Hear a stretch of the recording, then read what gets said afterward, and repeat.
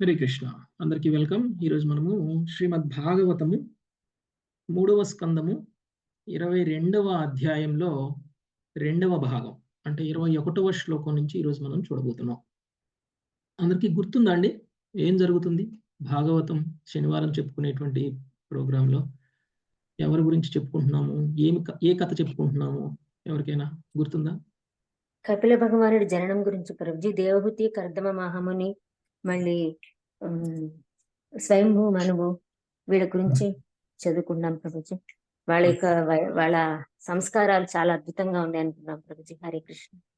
స్వయంభూ మనువు గురించి చెప్పారు లాస్ట్. ఓకే ఓకే సో ఒక్కసారి ఒక 2 minutes రీక్యాప్ చేద్దాము. సో యాక్చువల్గా కర్దమ ముని చాలా ఘోరమైనటువంటి తపస్సు చేశారు. సో మామూలుగా మనం అందరం కూడా చూడొచ్చు, ఎవరైనా సరే భగవంతుడికి భక్తి యోగంలో ఆరాధన చేసినప్పుడు, అర్చన చేసినప్పుడు భక్తుడికి తన్మయత్వం వస్తుంది కదా. భక్తుడికి తన్మయత్వం రావడము అనేటువంటిది మనందరికీ తెలిసిన విషయమే. మరి ఎవరైనా భక్తుడిని చూసి భగవంతుడు తన్మయత్వం చెందిన సందర్భాలు ఉన్నాయా? ఎవరైనా భక్తుడిని చూసి భగవంతుడే తన్మయత్వం చెంది తన కళ్ళ నుంచి అశ్రువులు కార్చేటువంటి సందర్భాలు ఏమైనా ఉన్నాయా? భగవంతుడే అశ్రువులు కార్చిన సందర్భాలు. కపిల భగవానుడి కన్నీరు పెట్టుకుంటారు. తపస్సుకి చూసుకొని ఆయన కళ్ళ నుంచి ఆనంద బాష్పాలు వస్తాయి ప్రభు. ఎవరిని చూసి? కర్దమముని యొక్క తపస్సును చూసేసి. ఎస్. సో కర్దమముని యొక్క తపస్సును చూసి భగవంతుడు ప్రత్యక్షమై ఆయన తపస్సుకు మెచ్చి భగవంతుడు కళ్ళమటి నీళ్లు వచ్చేస్తాయి. ఓకే, సో భగవంతుడు కళ్ళమటి వచ్చినటువంటి నీళ్లతోటి అక్కడ ఒక నది ఏర్పడుతుంది, బిందు సరోవరం కదా. బిందు సరోవరం అది అది కర్దమముని యొక్క గొప్పతనం. ఓకే, సో ఆమె ఎంత గొప్పగా సాధన చేశారు అనేటువంటి దానికి స్వయంగా భగవంతుడే చెలించిపోయారు. సో అది కర్దమముని యొక్క గొప్పతనం. అలాంటి కర్దమముని ఒక సాధువు, ఒక భక్తి యోగంలో ఉన్నటువంటి వ్యక్తి. ఏ ఆశ్రమంలో ఉన్నారు, ఏ వర్ణంలో ఉన్నారు కర్దమముని?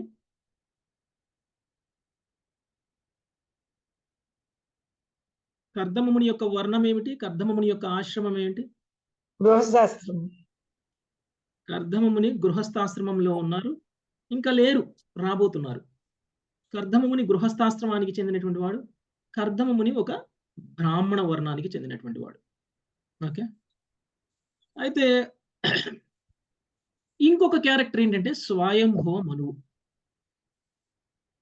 అయితే కర్దమముని ఘోరమైనటువంటి తపస్సు చేసి భగవంతుని ప్రసన్నం ఎందుకు చేసుకున్నారు? ఘోరమైనటువంటి తపస్సు చేసి భగవంతుని ఎందుకు ప్రసన్నం చేసుకున్నారు అని అంటే, తను ఒక అందమైనటువంటి భార్యను పొందాలి అని. మరి మీరు అంటున్నారు కర్దమముని భక్తి యోగంలో ఉన్నారు అని, మరి ఆయన ఏంటి తపస్సులు చేసి భార్య కోసం తపస్సు చేయడం ఏంటి? ఇది భక్తి యోగంలో ఉన్నటువంటి వ్యక్తి చేయాల్సింది కాదు కదా అని మనం అందరం అనుకోవచ్చు. ఎందుకు కర్దమముని చేసినటువంటి తపస్సు భక్తి యోగం అనంటే, కర్దమముని యొక్క తండ్రి బ్రహ్మదేవుడు, బ్రహ్మదేవుడి యొక్క తండ్రి విష్ణువు. విష్ణువు యొక్క ఆజ్ఞ మేరకు బ్రహ్మదేవుడు ప్రజాసృష్టి చేయాలి అని అనుకున్నారు. ప్రజాసృష్టి చేయాలి అనుకోని బ్రహ్మదేవుడు చాలా మంది ప్రజాపతులను సృష్టించారు. అందులో కర్దమముని కూడా ఒకళ్ళు. మరైతే కర్దమమునికి బ్రహ్మదేవుడి ఇన్స్ట్రక్షన్ ఏమిటి అంటే, ప్రజా ఉత్పత్తి చేయటము అనేటువంటిది బ్రహ్మదేవుడు కర్దమమునికి ఇచ్చినటువంటి ఉపదేశం. కర్దమమునికి మరి తక్షణ కర్తవ్యం ఏమిటి అనంటే, తన తండ్రి అయినటువంటి బ్రహ్మదేవుడికి సంతృప్తి కలిగించడం అనేటువంటిది తన కర్తవ్యం. ఇప్పుడు ఇమీడియట్ అథారిటీ అంటే తక్షణమే ఎవరి మాట వినాలి, ఎవరు ఆయనకి అథారిటీ అనంటే తండ్రి అథారిటీ. అయితే తండ్రి ఇచ్చినటువంటి ఆజ్ఞ ఒక భౌతికమైనటువంటి ఆజ్ఞ. పిల్లల్ని కనడం, పోషించటం, గృహస్థ జీవనాన్ని గడపడం, ఇది ఒక భౌతికమైనటువంటి ఆజ్ఞ. మరి ఒకవేళ తండ్రి గనక భౌతికమైనటువంటి కర్మలు చేయమని పుత్రుడికి చెప్తే మరి పుత్రుడు ఆ ఆదేశాన్ని అంగీకరించాలా, అంగీకరించకూడదా? ఆధ్యాత్మికంగా పురోగమించినటువంటి వ్యక్తి అయితే అంగీకరించరు. ఆధ్యాత్మికంగా పురోగమించినటువంటి తండ్రిలాగానే కొడుకు కూడా భౌతికంగా పతనం చెంది ఉంటే గనక ఆయన కూడా అంగీకరించి, సరే నీవు కోరుకున్నటువంటి కోరికని చేస్తాను, నువ్వు ఒకవేళ కోరుకోకపోయినా నేను అదే పని చేస్తానంటారు కదా. సో కానీ కర్దమముని అంగీకరించారు. కానీ కర్దమముని భావన ఎలా ఉంది అనంటే, అల్టిమేట్ అథారిటీ అంటే దేవాది దేవుడి యొక్క కోరిక ఏమిటి? దేవాది దేవుడి యొక్క ఏ కోరికతోటి బ్రహ్మదేవుడికి ఇన్స్ట్రక్షన్ ఇచ్చారు? ఆ కోరిక నేను తీర్చాలి. అంటే భగవంతుడికి బ్రహ్మదేవుడి సేవ చేస్తున్నారు. ప్రజా సృష్టి జరగాలి అనేటువంటి భగవంతుడి కోరికని బ్రహ్మదేవుడు నెరవేరుస్తున్నారు. అంటే బ్రహ్మదేవుడు చేసే పని భౌతికం కాదు, భగవంతుడి యొక్క సేవే ప్రజా సృష్టి చేయటము అనేటువంటిది. అదే ప్రజా సృష్టి చేయాలి అని అనుకునేటువంటి బ్రహ్మదేవుడి యొక్క కోరికని కర్దమముని నెరవేర్చాలి అని అనుకుంటారు. కాబట్టి కర్దమముని చేస్తున్నటువంటిది కూడా భగవంతుడి యొక్క సేవే. అంటే భగవంతుడి యొక్క సేవగా పుత్రులని జన్మనివ్వడం, పుత్రులకి జన్మనివ్వడము అనేటువంటిది తప్పేం కాదు. అది భక్తి యోగంలో ఉన్నటువంటి వ్యక్తులు కూడా చేయొచ్చు. ఇది భక్తి యోగం నుంచి డీవియేట్ అయిపోయినట్లు కాన్సెప్ట్ ఏం కాదు మనకి. కాబట్టి కర్దమముని 100% భక్తి యోగంలో ఉన్నారు. అందుకనే భగవంతుడిని ప్రసన్నం చేసుకోవడం కోసం తపస్సు చేస్తున్నారు. అయితే మరి పుత్రులకి జన్మనివ్వడం కోసం ఈయన ఏమైనా తపస్సు చేయకుండా ఎవరో ఒకళ్ళని, తెలిసిన వాళ్ళని, అందమైన వాళ్ళని, ప్రేమించిన వాళ్ళని వివాహం చేసుకొని వైదిక సంస్కృతి లేకుండగా, ఓకే, గర్భాధాన సంస్కారం లేకుండగా పిల్లల్ని కనాలి అనేటువంటి ప్రయత్నం చేశారా అంటే అది కూడా చేయలేదు. అంటే ఒక గృహస్థుడైనటువంటి వ్యక్తి ఏ విధంగా గృహస్థ జీవనం గడపాలి అనేటువంటి విషయాన్ని మనం కర్దమముని ద్వారా తెలుసుకోవచ్చు. మనం అందరం గృహస్థ జీవనంలో ఉన్నాం, మనం అందరం భక్తి యోగంలో ఉన్నాం. మనం అందరం భక్తి యోగంలో ఉండి గృహస్థ జీవనాన్ని ఎలా గడపాలి అనేటువంటి దానికి మనకి కర్దమముని లాంటి వాళ్ళ యొక్క చరిత్రని వింటే మనందరికీ కూడా అర్థమవుతుంది. అందుకనే మన జీవితంలో కర్దమముని చరిత్ర అనేటువంటిది చాలా చాలా ఇంపార్టెంట్. కర్దమముని ఏ విధంగా జీవితాన్ని గడిపారు అనేటువంటిది మనందరికీ కూడా చాలా ముఖ్యమైనటువంటి విషయం. ఎప్పుడైతే మనం కర్దమముని యొక్క చరిత్రని గనక మనం క్షుణ్ణంగా అర్థం చేసుకుని ఆయన జీవితంలో ఆయన పాటించినటువంటి నియమ నిబంధనలని ఏ విధంగా తన జీవితాన్ని గడిపారు అనేటువంటి విషయాన్ని అర్థం చేసుకున్నట్లయితే కనుక మనం కూడా అలానే గృహస్థ జీవనాన్ని గడిపి ఏ విధంగా కర్దమముని దేవహుతి పరిపూర్ణతని సాధించారో అదే విధంగా మనం కూడా పరిపూర్ణతని సాధించవచ్చు.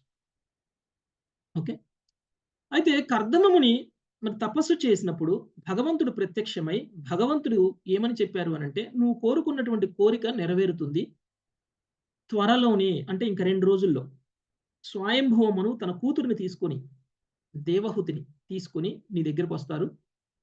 ఆయన తన కూతుర్ని వివాహం చేసుకోమని మీకు ఒక ప్రపోజల్ తీసుకొస్తారు. అది అంగీకరించి ఆమెను వివాహం చేసుకో అని భగవంతుడు కర్దమమునికి తెలియచేసి అక్కడి నుంచి తన ధామానికి వెళ్ళిపోయారు. మరి భగవంతుడు చెప్పినటువంటి మాట 100% నిజమవుతుంది కాబట్టి 2 రోజులు కాగానే స్వయంభూమను తన భార్యతో కలిసి తన కూతురైనటువంటి దేవహుతిని తీసుకొని కర్దమముని దగ్గరికి వచ్చారు. మరి కర్దమముని దగ్గరికి వచ్చినప్పుడు ఎవరైనా మన ఇంటికి గెస్ట్లు వస్తే మనం ఏం చేయాలి? వాళ్ళని ఆహ్వానం పలికి వాళ్ళకి ఆతిథ్యం ఇస్తాం. ఆతిథ్యం ఇచ్చి మన స్థాయిలో మనము వాళ్ళని ఆహ్వానం పలకాలి. ఒక్కొక్కరికి ఒక్కొక్క స్థాయి ఉంటుంది, ఒక్కొక్కరు ఒక్కొక్క రకంగా ఆహ్వానిస్తారు. ఏమీ చేయలేని వాళ్ళు మధురమైనటువంటి వాక్కులతో అయినా సరే ఆహ్వానం పలకాలి. ఓకే, కనీసంగా ప్రేమగా మన కోసం కాకుండా, మన సంతృప్తి కోసం కాకుండా వాళ్ళ సంతృప్తి కోసం 4 మాటలు మాట్లాడినా కానీ అది గొప్ప ఆహ్వానమే అవుతుంది.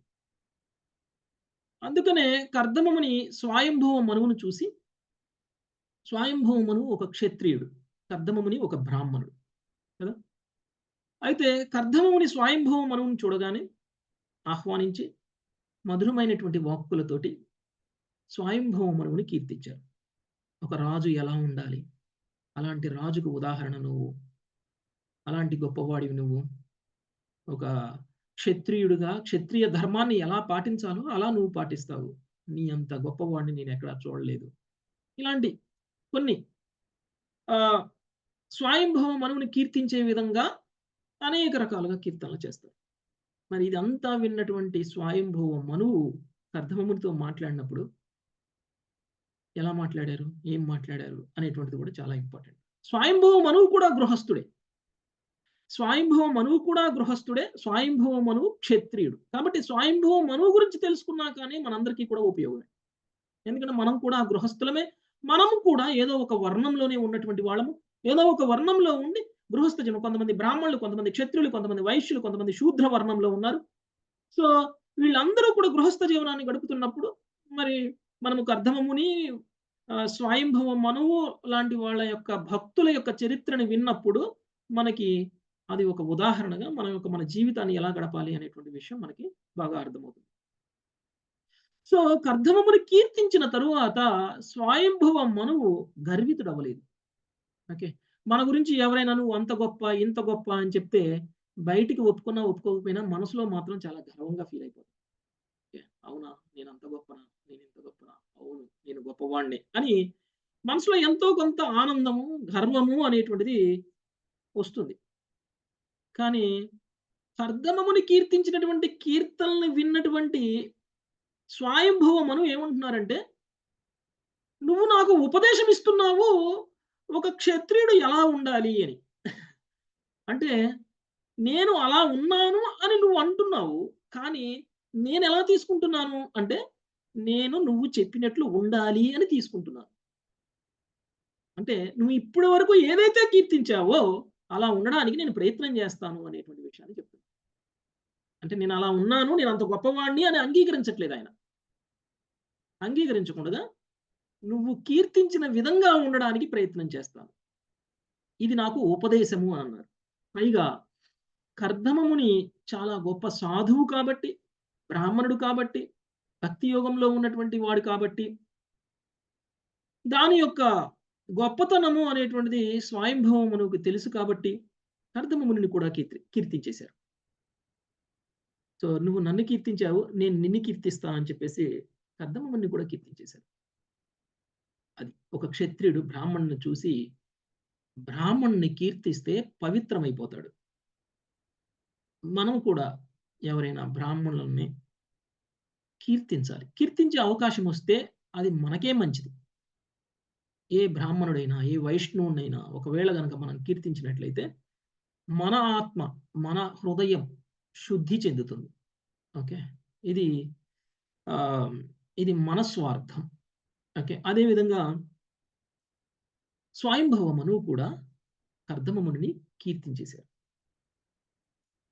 కీర్తించిన తరువాత తన కోరికని తెలియచేశారు.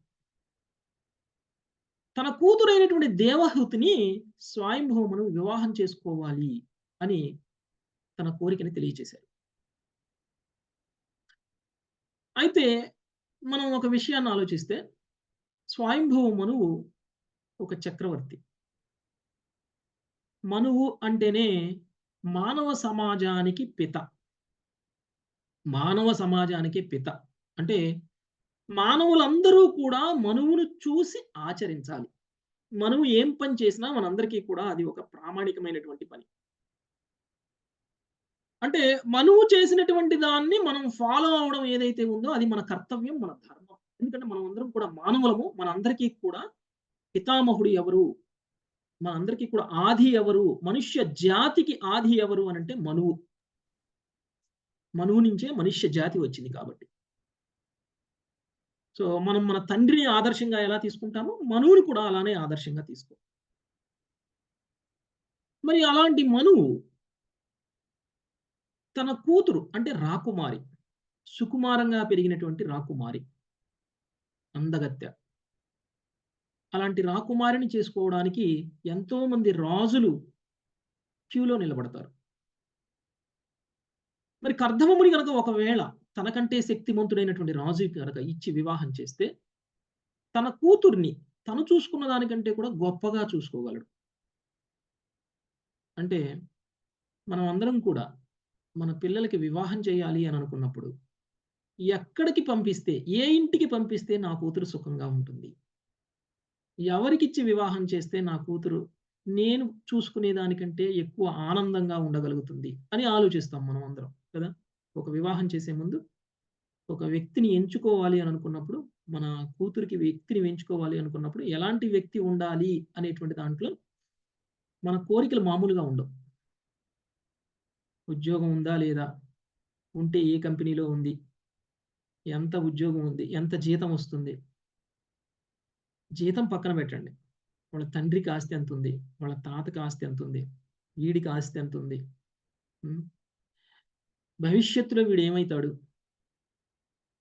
వీడి అలవాట్లు ఎలా ఉన్నాయి, ఆచరణ ఎలా ఉంది, వీనికి జబ్బులు ఏమున్నాయి, వీడి కుటుంబంలో ఉన్నటువంటి వాళ్ళకి ఏమున్నాయి జబ్బులు, ఇవన్నీ ఆలోచించి పర్వాలేదు ఈ సంబంధం మంచిదే అని అనుకున్నప్పుడు అప్పుడు మనం ఇస్తాం. ఎవరైనా నా కూతురి ఆలోచన విధానం ఎలా ఉంది, నా కూతురి యొక్క లక్ష్యం ఏమిటి, నా కూతురి కోరిక ఏమిటి, నా కూతురు ఎవరిని వివాహం చేసుకుంటే సంతోషంగా ఉంటుంది అని ఆలోచించి వరుణ్ణి వెతకడం అనేటువంటిది చాలా తక్కువ. 0.001% కూడా ఉండదు. ఎందుకంటే సుఖం, సంతోషం అనేటువంటిదే ఇంపార్టెంట్. భౌతికమైనటువంటి సుఖం అది ఎవరికి, కూతురు కాదు, మనకి. కానీ కర్దమముని అంత గొప్ప చక్రవర్తి అయ్యుండి ఒక చక్రవర్తి సంబంధాన్ని తీసుకురాకుండా ఒక పేద బ్రాహ్మణుడి దగ్గరికి వెళ్ళారు. మనువు.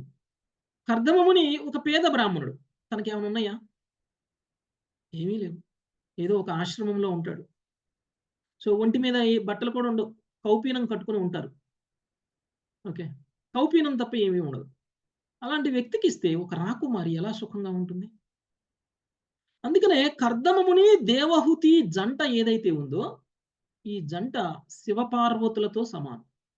శివపార్వతులతో కంపేర్ చేసి ఈ జంటని పోల్చటము అనేటువంటిది జరుగుతుంది. ఎందుకంటే శివుడు కూడా అలాగనే వైరాగి, పార్వతి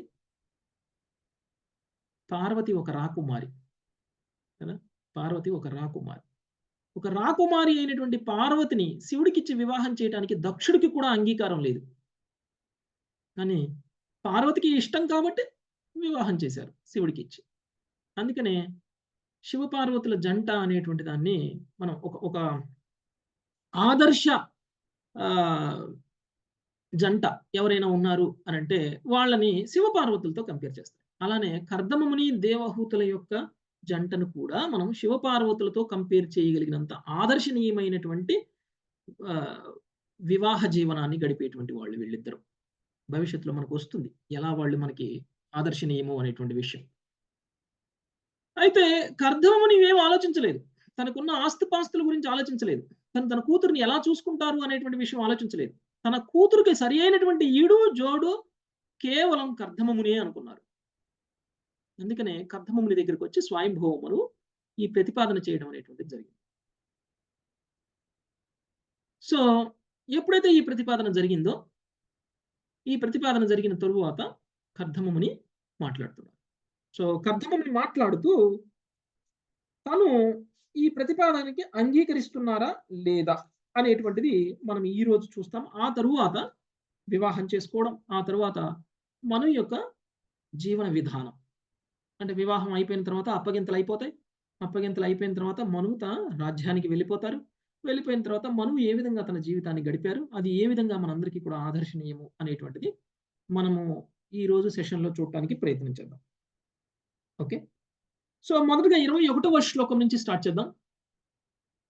మైత్రేయుడు పలికిను, ఓ మహావీరుడవగు విదురా, కర్దమముని అంత మాత్రమే పలికి అరవిందనాభుడగు విష్ణు భగవానుని తలుచుచు మౌనమును వహించెను. మందస్మితమగు అతని ముఖార విందము దేవహూతి మనస్సును హరించగా ఆమె అతని ధ్యానింపదొడగెను.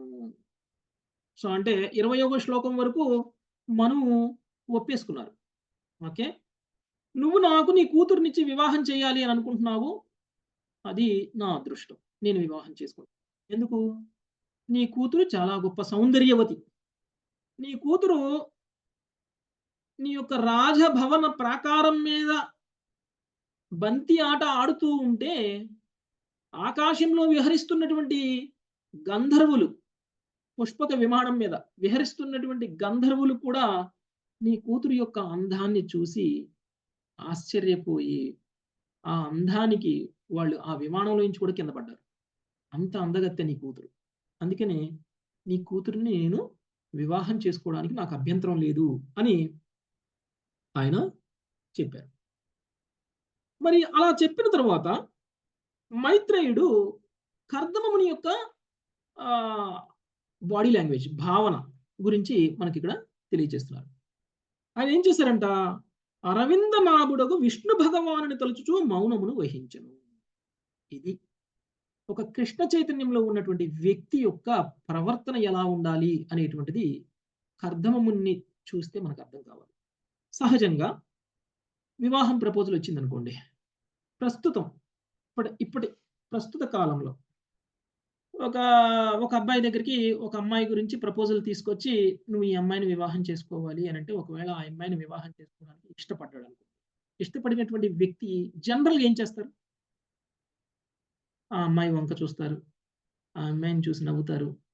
ఆ తర్వాత ఆ అమ్మాయికి నాకు ఇష్టమే అనేటువంటి సంకేతాన్ని తన ముఖం ద్వారానే ఇవ్వాలి అని ప్రయత్నం చేస్తారు. ఆ తర్వాత ఆ అమ్మాయి యొక్క అందం గురించి ఆ అమ్మాయి ఆలోచనలో మునిగిపోతారు. ఓకే. ఎంతమంది మ్యారేజ్ సెటిల్ అయిన తర్వాత మ్యారేజ్ కంటే ముందే ఇంకా 24/7 వాళ్ళతోటే మాట్లాడుతూ ఉంటారు. వాళ్ళ గురించే ఆలోచిస్తూ ఉంటారు. అంటే ప్రేమ వివాహాలైతే అది వివాహం సెటిల్ అవ్వక ముందు నుంచే జరుగుతుంది ఇలా. అదే అరేంజ్డ్ మ్యారేజెస్ అనుకోండి, అరేంజ్ అయిన కాడ నుంచి వివాహం అయ్యేంత వరకు వధువు వరుడు యొక్క ఆలోచనలో, వరుడు వధువు యొక్క ఆలోచనలో మునిగిపోయి ఉంటారు. మునిగి తేలుతూ ఉంటారు. ఓకే. కానీ కర్దముని ఏం చేస్తున్నారు? కర్దముని దేవహూతి యొక్క ఆలోచనలో మునిగిపోయారా? దేవహూతి వంకనే చూస్తూ ఉన్నారా? దేవహూతిని చూసి సిగ్గుపడుతున్నారా? ఏం చేస్తున్నారు ఆయన? భగవంతుడి యొక్క స్మరణలోకి వెళ్ళిపోయారు. విష్ణువుని ఆరాధిస్తున్నారు. అరవిందనాభుడు అంటే ఎవరండి? అరవిందనాభుడు అంటే కృష్ణ భగవానుడు. కృష్ణ భగవానుడు. ఓకే. సో అరవిందనాభుడిని ఆయన స్మరిస్తూ ఉన్నారు. అది కర్దమముని యొక్క ఆలోచన. అంటే ఒక భక్తుడు, ఒక భక్తి యోగంలో ఉన్నటువంటి వ్యక్తి చేస్తున్నటువంటి కర్మ మనందరికీ కూడా భౌతికమైనటువంటి కర్మలానే కనిపించినప్పటికీ, వాళ్ళు చేస్తున్నటువంటి ఆలోచన మాత్రం కేవలం భగవంతుడి యొక్క ఆలోచనలోనే ఉండిపోతుంది. అంటే ఒక భక్తి యోగంలో ఉన్నటువంటి వ్యక్తి చేయాల్సినటువంటి కర్మ విధానము ఇది. ఓకే. మనము ఏ పని చేసినా భగవంతుడి గురించి ఆలోచించాలి.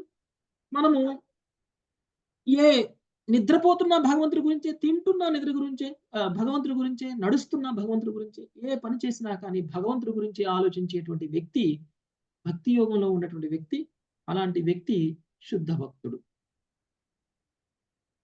అలా చేయకుండా ఒకవేళ తను వివాహం చేసుకోబోయేటువంటి వధువు యొక్క ఆలోచనలో మునిగిపోయి ఉన్నాడు అనుకోండి, అలాంటి వ్యక్తి భక్తి యోగంలో ఉన్నటువంటి వ్యక్తి కాదు. అందుకని కర్దమముని యొక్క ఈ భౌతికమైనటువంటి కర్మ భక్తి యోగంలో ఉన్నది, ఆదర్శనీయమైనది అనేటువంటి విషయం మనం అందరికీ కూడా ఎలా అర్థమవుతుంది అని అంటే, కర్దమముని వివాహం చేసుకోవడానికి అంగీకరించడానికంటే ముందే ఒక కండిషన్ పెట్టారు. ఏమని పెట్టారు కండిషను? నేను వివాహం చేసుకుని ఒక ప్రయోజకుడైనటువంటి పుత్రుణ్ణి కలిగిన తరువాత ఇక నేను వివాహ బంధం నుంచి బయటకు వచ్చేసి పూర్తిగా కృష్ణ భగవానుడి యొక్క చింతనలో ఉండిపోవాలనుకుంటున్నాను నేను. అంటే సన్యాసం స్వీకరిస్తాను నేను. ఇక నేను మళ్ళీ ఇంకా గృహస్థ జీవనంలో ఉండను. నీ కూతుర్ని నేను ఒంటరిగా వదిలేసి వెళ్ళిపోతా. అంటే పిల్లలకు కలిగిన తర్వాత పిల్లలకు వదిలేసి వెళ్ళిపోతా. అంటే వివాహం చేసుకోవడానికంటే ముందే ఆయన వివాహానంతరం గృహస్థ జీవనం తరువాత తను చేయాల్సినటువంటి పని మీద ఒక క్లారిటీ ఉంది కర్దమముని. భవిష్యత్తులో నేను చేయబోయేటువంటి పని ఇది, అందుకు మీరు అంగీకరిస్తే నీ కూతురు నేను వివాహం చేసుకోవడానికి సిద్ధమే అనేటువంటి విషయాన్ని కర్దమముని నిన్న వరకు చదువుకున్నటువంటి మనం శ్లోకాలలో మనం కర్దమముని తన అభిప్రాయాన్ని వ్యక్తం చేసినటువంటిది మనం చూసాం. అంటే ఒక వ్యక్తి భక్తి యోగంలో ఉండడం మాత్రమే ముఖ్యం కాదు. గృహస్థ జీవనంలో ఉన్నటువంటి వ్యక్తి భక్తి యోగంలో ఉండడం మాత్రమే ముఖ్యం కాదు. ఆ వ్యక్తి ఇంకొక భక్తుడికి జన్మనివ్వడం కూడా ముఖ్యం. తను జన్మనివ్వబోయేటువంటి వ్యక్తి భక్తి యోగంలో ఉండి భగవంతుడి గురించి ప్రచారం చేయగలిగేటువంటి వ్యక్తికి జన్మనివ్వడం అనేటువంటిది కూడా చాలా చాలా ముఖ్యం. కర్దమముని అదే చేద్దాం అనుకున్నాను. ఒకవేళ తన స్వార్థంతో తన భక్తిని మాత్రమే తను ప్రదర్శించి ముక్తిని సాధించాలి అని గనక అనుకున్నట్లయితే తను వివాహం చేసుకోవాల్సినటువంటి అవసరం కూడా లేదు. అయితే కర్దమముని వివాహం ఎందుకు చేసుకుంటున్నారు అంటే ఇంద్రియ సుఖం కోసం కాదు. కర్దమముని వివాహం ఎందుకు చేసుకుంటున్నారు అని అంటే తను గనక ఒక పుత్రుడికి జన్మనిస్తే ఆ పుత్రుడు ఈ జగత్తును ఉద్ధరిస్తాడు అని, ఈ జగత్తులో ఉన్నటువంటి వాళ్ళందరికీ సందేశాన్ని ఇస్తారు అని. ఇది భక్తి యోగంలో ఉన్నటువంటి గృహస్థుడు ఆలోచించేటువంటి విధానం. అందుకనే భగవంతుడు శాస్త్ర సమ్మతమైనటువంటి సంభోగము కూడా భగవంతుడు అంగీకరించారు. సో అదేం తప్పు కాదు.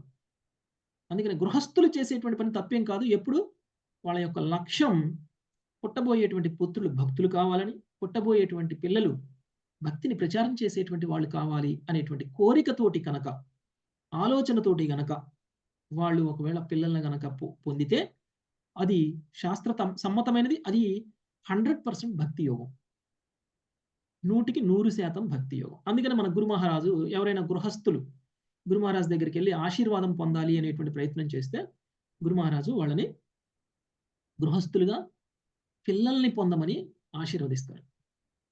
ఓకే, ఒక పిల్లడు ఉంటే ఇద్దరిని కానండి అంటారు, ఇద్దరుంటే ముగ్గురిని కానండి, ముగ్గురుంటే నలుగురిని కానండి అంటారు. అంటే గురు మహారాజు గృహస్థ జీవనాన్ని ప్రోత్సహిస్తున్నారా అంటే అది కాదు గురు మహారాజు ఉద్దేశం. గురు మహారాజు ఉద్దేశం ఏంటి అంటే భక్తులని పెంచండి, భక్తులని కనండి, భక్తులని సమాజాన్ని మొత్తం ఉద్ధరించగలరు. అందుకనే గృహస్థులను కూడా గురు మహారాజు చాలా ప్రోత్సహించేవాళ్ళు. ఇంకా చాలా కొంతమందికి తన దగ్గర ఉన్నటువంటి బ్రహ్మచారులు కూడా గురు మహారాజు సలహా ఇచ్చేవాళ్ళు, మీరు వివాహం చేసుకోండి. ఎందుకంటే గురు మహారాజుకి తెలుసు ఎవరికి గృహస్థ జీవనంలోకి పంపించాలి, ఎవరిని బ్రహ్మచారి నుంచి డైరెక్ట్ గా సన్యాసంలోకి తీసుకువెళ్ళవచ్చు అనేటువంటి విషయం గురు మహారాజుకి తెలుసు. ఎవరైనా ఇంద్రియ నిగ్రహం లేనటువంటి వ్యక్తికి నువ్వు భక్తి యోగంలోనే ఉండి గృహస్థ జీవనంలో ఉండు అనేటువంటి సలహా ఇస్తారు. సో అలానే ఇచ్చారు. అదే పని కర్దమముని కూడా చేస్తున్నారు. అయితే కర్దమముని యొక్క ఆలోచనలు కేవలం అరవిందనాభుడు మీద ఉన్నాయి. పక్కనే ఉన్నటువంటి అందమైనటువంటి దేవహూతి మీద లేదు. చాలా అందగత్తె దేవహూతి దేవతాకన్యలా ఉంటుంది. ఓకే, సో దేవతాకన్యలా ఉన్నటువంటి ఒక స్త్రీ, అది కూడా వివాహానికి అంగీకరించినటువంటి ఆమె, మరి వివాహం చేసుకోవాలని తను కూడా అంగీకరించి ఉన్నప్పటికీ తను దేవహూతి వైపు కనీసం కన్నెత్తి కూడా చూడకుండా, తను ఆలోచనలలో దేవహూతి కూడా లేకుండా తన ఆలోచనలో కేవలం భగవంతుడినే ఉంచుకున్నటువంటి వ్యక్తి కాదు. అందుకని దేవహూతికి కూడా ఆనందం కలిగింది ఇలాంటి వ్యక్తిని చూసి. అంటే మనం అందరం అనుకోవచ్చు, కూతురికి ఇష్టం ఉందో లేదో ఇలాంటి సంబంధం చేసుకోవడం, స్వయంభవమును బలవంతంగా దేవహూతికి ఏమైనా వివాహం చేస్తున్నారేమో అని మనం అనుకోవచ్చు. ఎందుకంటే దేవహూతిని తీసుకొచ్చాడు, కర్దమమునితో మాట్లాడాడు, దేవహూతిని వివాహం చేసుకోమన్నాడు, కర్దమముని వివాహం చేసుకోవడానికి అంగీకరించాడు, దేవహూతినిచ్చి వివాహం చేశాడు. ఇక్కడ దేవహూతి యొక్క ఇష్టాయిష్టాలు అనేటువంటి ప్రశ్న సమాధానం అనేటువంటిది ఇక్కడ ఎక్కడ రాలేదు. సో ఈ శ్లోకంలో మనకి దేవహూతికి కూడా కర్దమముని అంటే ఇష్టము అనేటువంటి విషయం మనందరికీ కూడా ఈ శ్లోకం ద్వారా అర్థమవుతుంది. సో ఎప్పుడైతే దేవహూతి కర్దమముని పలికినటువంటి పలుకుల్ని విన్నదో, నేను నిన్ను వివాహం చేసుకోవడానికి నాకు అభ్యంతరం లేదు అనేటువంటి మాట విన్నదో, అప్పుడు దేవహూతి కూడా ఆనందాన్ని ప్రాప్తి. ఎందుకంటే దేవహూతి అంతకు ముందే కర్దమముని యొక్క గొప్పతనాన్ని నారదముని ద్వారా విని, నారదముని ద్వారా విన్నటువంటి దేవహూతి కర్దమముని మీద ఆల్రెడీ మనసులో ఇష్టాన్ని కలిగి ఉంది. కర్దమముని యొక్క గొప్పతనాన్ని నారదముని ద్వారా దేవహూతి ఆల్రెడీ విన్నది. అందుకనే కర్దమముని అంటే దేవహూతికి కూడా ఇష్టమే. అందుకని దేవహూతి మనస్సుని హరించేసేశారు, అంటే ఆకర్షించేశారనమాట కర్దమముని. అంటే ఎక్కువగా మాట్లాడితే మనం ఇంకొకళ్ళని ఆకర్షిస్తాము అని మనం అనుకోవచ్చు. ఒక భక్తుడు ఎక్కువగా మాట్లాడరు. ఎంత అవసరమో అంతే మాట్లాడతారు. అవసరానికి మించి ఒక్క మాట కూడా మాట్లాడరు ఒక భక్తులు. ప్రస్తుతం సందర్భంలో కర్దమముని ఒక 2 మాటలు మాట్లాడారు. నాకేం అభ్యంతరం లేదు. నీ కూతురు చాలా గొప్పది. నీ కూతురు చాలా గొప్పది. నాకంటే గొప్పది. అందుకనే నేను వివాహం చేసుకుంటాను. నీ కూతురు నన్ను వివాహం చేసుకోవడానికి అంగీకరించింది అంటే అది నేను అదృష్టవంతుడిని. అంటే నేను గొప్పవాడిని కాబట్టి నీ కూతురు రాజకుమార్తె అయ్యుండి కూడా నా దగ్గరికి వచ్చింది అనేటువంటి భావంలో ఆయన లేడు. నీ కూతురు లాంటి వాళ్ళు, అంటే అంత గొప్పవాళ్ళు నన్ను అంగీకరించారంటే నేను అదృష్టవంతుణ్ణి అని చెప్పేసి ఆయన మాటలోనే ఆయన యొక్క మెచ్యూరిటీని చూపించేశారు. చూపించేసి మౌనాన్ని పాటించారు. అంటే ఇంకా మాట్లాడలేదు. అంటే తన మౌనము కూడా ఆకర్షణీయమైపోయింది కర్దమముని యొక్క భార్య అయినటువంటి దేవహూతికి. అందుకని దేవహూతి తన మనసులోనే కర్దమముని ధ్యానిస్తున్నారు. భక్తుడు భగవంతుణ్ణి ధ్యానిస్తే భక్తుడి యొక్క భార్య భర్తని ధ్యానిస్తుంది. అంటే ఒకవేళ గనక గృహస్థ జీవనంలో భార్య భర్తను పూజించినా తప్పులేదు, భర్తని ధ్యానించినా తప్పులేదు, భర్తకి సేవ చేసినా తప్పులేదు. ఒకవేళ ఆ భర్త గనక నిరంతరం భగవంతుడిని గనక సేవించినట్లయితే, ఆ భర్త గనక నిరంతరం భగవంతుడి యొక్క స్మరణలో ఉన్నట్లయితే, ఏదైతే లాభాన్ని భర్త పొందుతాడో భగవంతుడికి స్మరించటం వలన, భగవంతుడి భక్తిలో ఉండడం వలన ఏదైతే లాభాన్ని ఒక భర్త పొందుతాడో అదే లాభాన్ని భార్య కూడా పొందుతుంది. భార్య ఏ శ్రమ పడకుండా, ఏ సాధన చెయ్యకపోయినా సేవ చేయడం ద్వారా పొందుతుంది. అది భక్తి యోగంలో ఉన్నటువంటి రహస్యం. కాబట్టి స్త్రీలందరూ గృహస్థ జీవనంలో తమ భర్తలకి సేవ చేయడానికంటే ముందు మీ భర్తలని భక్తులుగా మార్చడం అనేటువంటిది చాలా ఇంపార్టెంట్. అప్పుడు మీ సేవ భగవత్ సేవ అవుతుంది. మీ భర్త భక్తుడైనప్పుడు మీ భర్తకి మీరు చేసేటువంటి సేవ భగవంతుడికి చేసేటువంటి సేవగా మారుతుంది. లేదు అనంటే కర్మబంధనాలను కలిగిస్తుంది.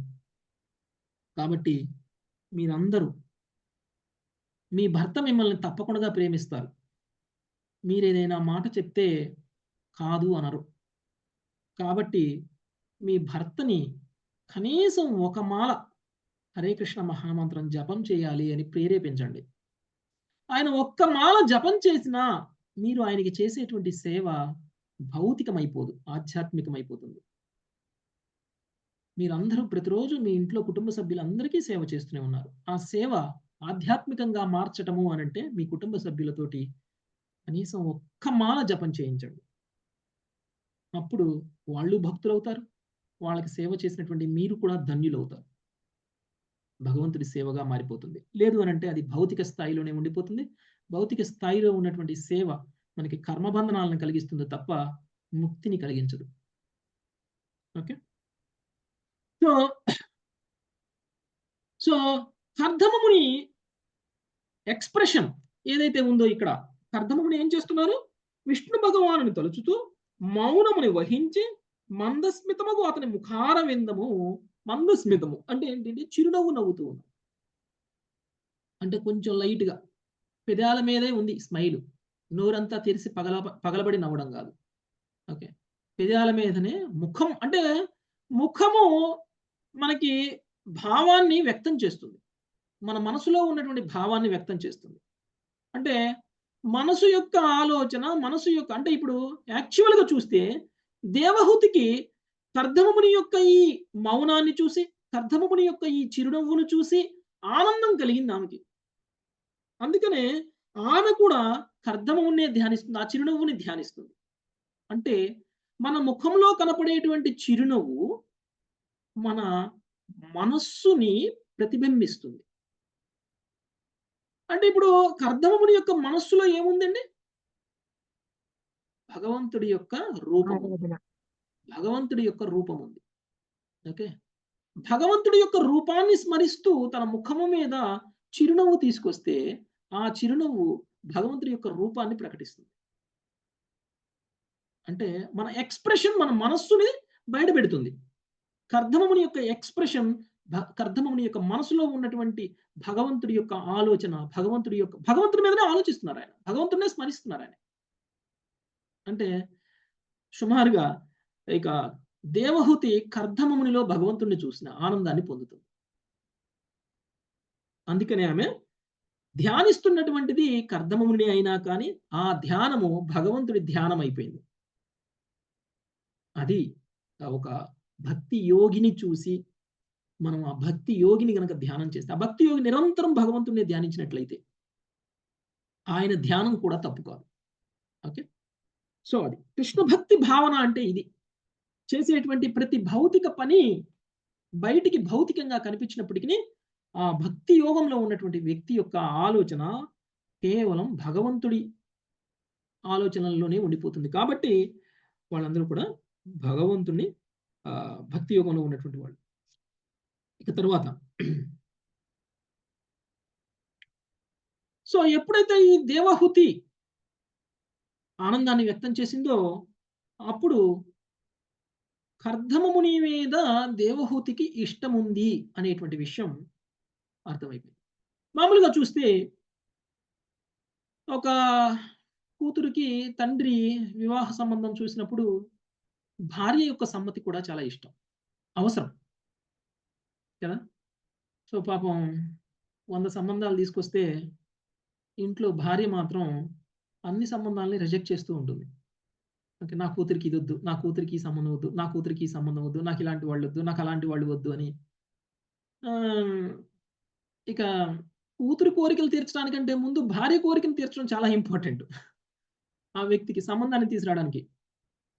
అయితే మరి దేవహూతి యొక్క తల్లికి అభిప్రాయం ఎలా ఉంది? దేవహూతి యొక్క తల్లి ఈ సంబంధాన్ని ఇష్టపడుతున్నారా లేదా? సో అయితే ఇక్కడ చూడండి, రాణి యొక్క మరియు దేవహూతి యొక్క నిర్ణయమును స్పష్టంగా ఎరిగిన పిమ్మట ఆ చక్రవర్తి తన కుమార్తెను కర్దమమునికి మదముతో పొసగెను, అంటే ఇష్టంతో ఇచ్చారు. అంటే ఈ వివాహానికి కేవలం స్వయంభూ మనువుకు మాత్రమే ఇష్టం కాదు, ఈ వివాహం కేవలం దేవహూతికి మాత్రమే ఇష్టం కాదు, ఈ వివాహం రాణికి కూడా ఇష్టం. ఓకే, సో కర్దమముని స్వయంభవ మనువు యొక్క భార్య.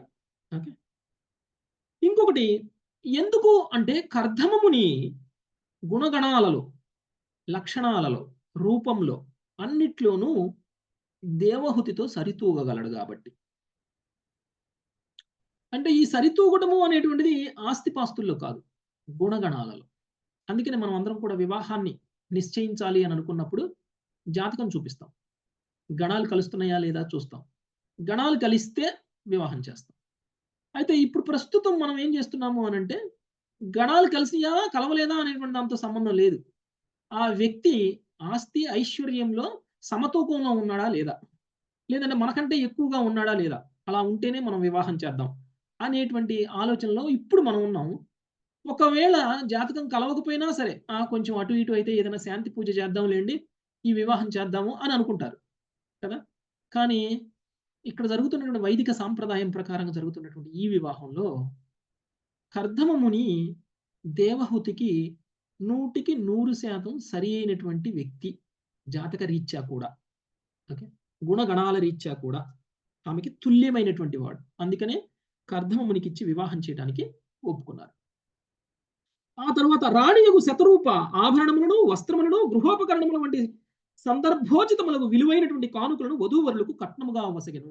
వివాహ సందర్భంలో ఇప్పటికీ కూడా భారతీయ సంస్కృతి ప్రకారంగా వరుడికి వధువు తరపున వాళ్ళు కట్నాన్ని ఇవ్వడము అనేటువంటిది సాంప్రదాయం.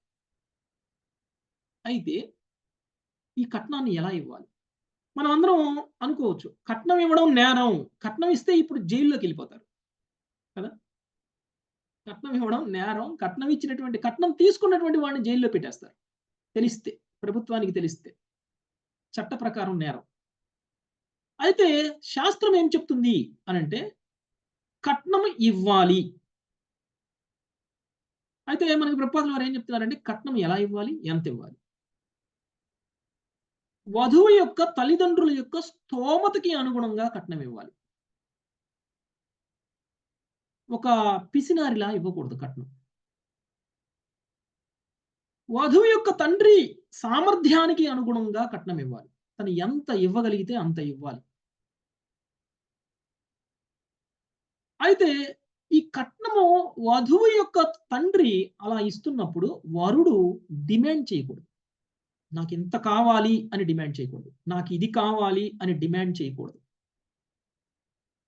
వధువు యొక్క తండ్రి తన ఇష్టపూర్వకంగా తన శక్తి సామర్థ్యాలకి అనుగుణంగా ఎంత ఇవ్వగలిగితే అంత ఇవ్వాలి. అంత ఇవ్వడమే శాస్త్ర ప్రకారం సరి అయినటువంటి విధానం. మరి మనం అందరూ అనుకోవచ్చు, మా దగ్గర చాలా ఉందండి కానీ మాకు ఇవ్వడం ఇష్టం లేదు, మేము ఇంతే ఇస్తాం, మీ ఇష్టం అయితే తీసుకోండి లేకపోతే లేదు. ఇది పాపం. ఇవ్వగలిగి ఉండి కూడా ఇవ్వకుండా పిసినారితనాన్ని ప్రదర్శించటము అనేటువంటిది వధువు తండ్రి చేస్తున్నటువంటి, వధువు తల్లి చేస్తున్నటువంటి పాపం.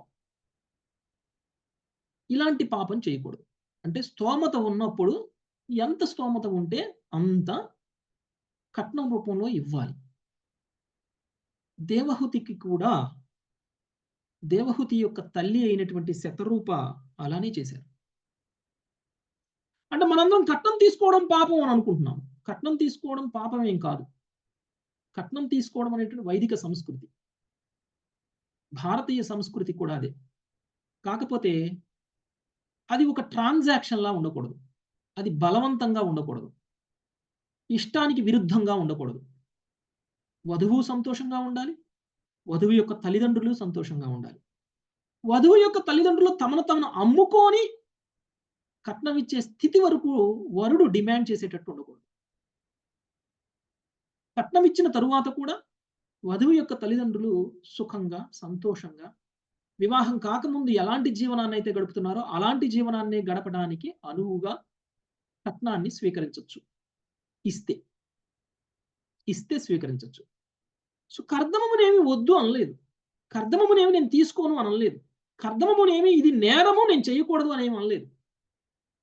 ఇంకా శాస్త్ర ప్రకారం ఏం చెప్తున్నారు? కట్నం ఇవ్వకపోతేనే పాపం అని చెప్తున్నారు. కట్నం ఇవ్వకపోతేనే పాపం. ఎందుకంటే కూతుర్ని ప్రేమతో పెంచుకుంటారు కదండి చిన్నప్పటి నుంచి వివాహం అయినంత వరకు. వివాహం అయిన తరువాత ఇక కూతురు తండ్రి ఆస్తి కాదు, కూతురు భర్త ఆస్తి అయిపోతుంది. ఇక కూతురు మీద తండ్రికి ఎలాంటి హక్కులు లేవు. అంటే అన్ని బంధాలని తెంచేసుకోవాలి కూతురుతోటి. అది కొడుకుతోటి అలా కాదు.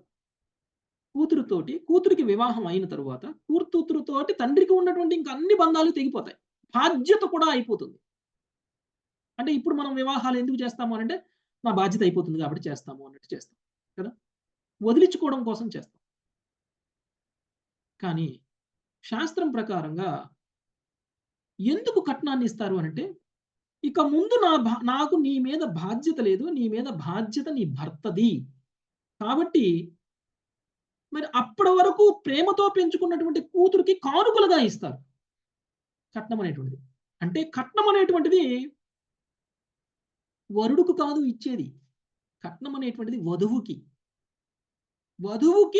తల్లిదండ్రులు ఇస్తున్నటువంటి కానుక. అంటే ఇప్పుడు చాలా సందర్భాల్లో నా భార్య తీసుకొచ్చినటువంటి కట్నం మీద నాకు అధికారం ఉంటుంది, నేను ఏమైనా చెయ్యొచ్చు, ఆ డబ్బుతోటి ఆ ఆస్తితోటి నేను ఏమైనా చెయ్యొచ్చు అని అనుకుంటారు. కానీ భార్య సమ్మతం లేకుండా చేయకూడదు.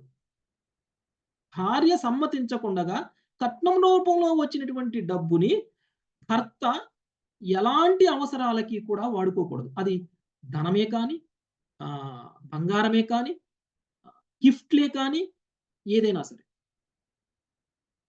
ఒకవేళ భార్య సమ్మతిస్తే చెయ్యొచ్చు. ఒకవేళ భార్య సమ్మతించకపోతే మాత్రం అలాంటిది చెయ్యనేకూడదు. ఒకవేళ అలా చేస్తే ఆ భర్త పాపాత్ముడు. భార్యకి కట్నం రూపంలో వచ్చినటువంటి డబ్బుని భర్త తన అవసరాలకి వాడుకుంటే అలాంటి వ్యక్తి పాపం చేసినటువంటి వాడవుతాడు. అలాంటి పాపం చేయకూడదు. పూర్తిగా కట్నం రూపంలో వచ్చినటువంటి బహుమతులకి, కట్నం రూపంలో వచ్చినటువంటి ఐశ్వర్యానికి, గిఫ్ట్‌లకి అన్నిటి మీద కూడా అధికారం భార్యకే ఉంటుంది. తన ఇష్టం ప్రకారం ఏదైనా చేయొచ్చు ఆ డబ్బుతోటి. తన అవసరాలకి వాడుకోవచ్చు. ఓకే. సో, ఇది వరకట్నానికి సంబంధించి కొన్ని శాస్త్రం ప్రకారంగా తెలుసుకోవాల్సినటువంటి విషయాలు. కొంతమంది ఆ డబ్బుని వాడేసానులే,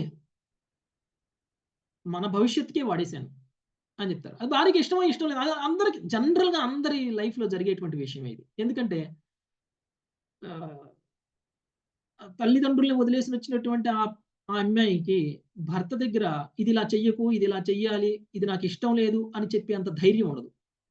ఓకే. ఏం జరిగినా చూస్తూ ఉండిపోతుంది. ఇష్టం లేకపోయినా చూస్తూ ఉండిపోతుంది. ఇక చనువు ఏర్పడిన తర్వాత ఇక దెప్పటం మొదలుపెడుతుంది. ఓ సంవత్సరం తర్వాతనో, 2 సంవత్సరాల తర్వాతనో, నా కట్నం రూపంలో వచ్చింది, నువ్వు అలా చేశావు, ఇలా చేశావు, నువ్వు అలాంటోడివి, నువ్వు ఇలాంటోడివి అని ఇలాంటివన్నీ ఇంక శాపనార్థాలు మొదలవుతాయి. ఒక 2 సంవత్సరాల తర్వాత. 2 సంవత్సరాల వరకు మౌనంగానే ఉంటుంది. ఆ తర్వాత ఇక మొదలైపోతాయి. సో, సో అలాంటి పరిస్థితి రాకుండగా ఉండాలంటే యాక్చువల్‌గా మనకి శాస్త్రం ఏం చెప్తుందో మనం అర్థం చేసుకుంటే, మనం మన పిల్లలకి తెలియచేయొచ్చు ఈ విషయాలు. అంటే ఈ విషయాలను తెలియజేసి నువ్వు వెళ్లి మీ అత్తగారింట్లో నీ కట్నం గురించి గొడవ పెట్టుకో అని చెప్పడం కోసం కాదు. ఓకే. అంటే ఇదంతా కూడా శాస్త్రం ఇలా చెప్పింది. సో, దాన్ని ఒక సరియైన పద్ధతిలో దాన్ని ఉపయోగించాలి. ఓకే. నెక్స్టు కుమార్తెని ఇచ్చిన తర్వాత ఏం చేస్తారండి? వివాహం అయిన తర్వాత అప్పగింతలు చేస్తారు. వెళ్తారు. ఆ? భర్త ఇంట్లో వదిలి వెళ్తారు ప్రభుజీ. అప్పగింతలు. అప్పగింతలు చేసినప్పుడు వివాహం అయిన తర్వాత అప్పగింతల్లో అదొక పెద్ద గొప్ప సన్నివేశం కదా. అది అది మనకందరికి ఇక్కడ గుర్తు చేస్తున్నారు. స్వయంభవ మనువు యోగ్యుడైనటువంటి వానికి కుమార్తెను వసగవలసినటువంటి బాధ్యత ఉండి విడివడినటువంటి స్వయంభవ మనువు ఆ పిదప విరహ భావనతో మనస్సు ఉత్కంఠ చెందగా 2 చేతులతో దేవహూతిని ఆలింగనం చేసుకున్నాడు. అంటే విరహ భావాన్ని వ్యక్తం చేశారు. ఆలింగనం చేసుకొని ఇక ఆయన కూతుర్ని ఇక కోల్పోతున్నాను అనేటువంటి భావన. ఇక ఈ కూతురికి మీద నాకు బాధ్యత లేదు. ఇక ఈ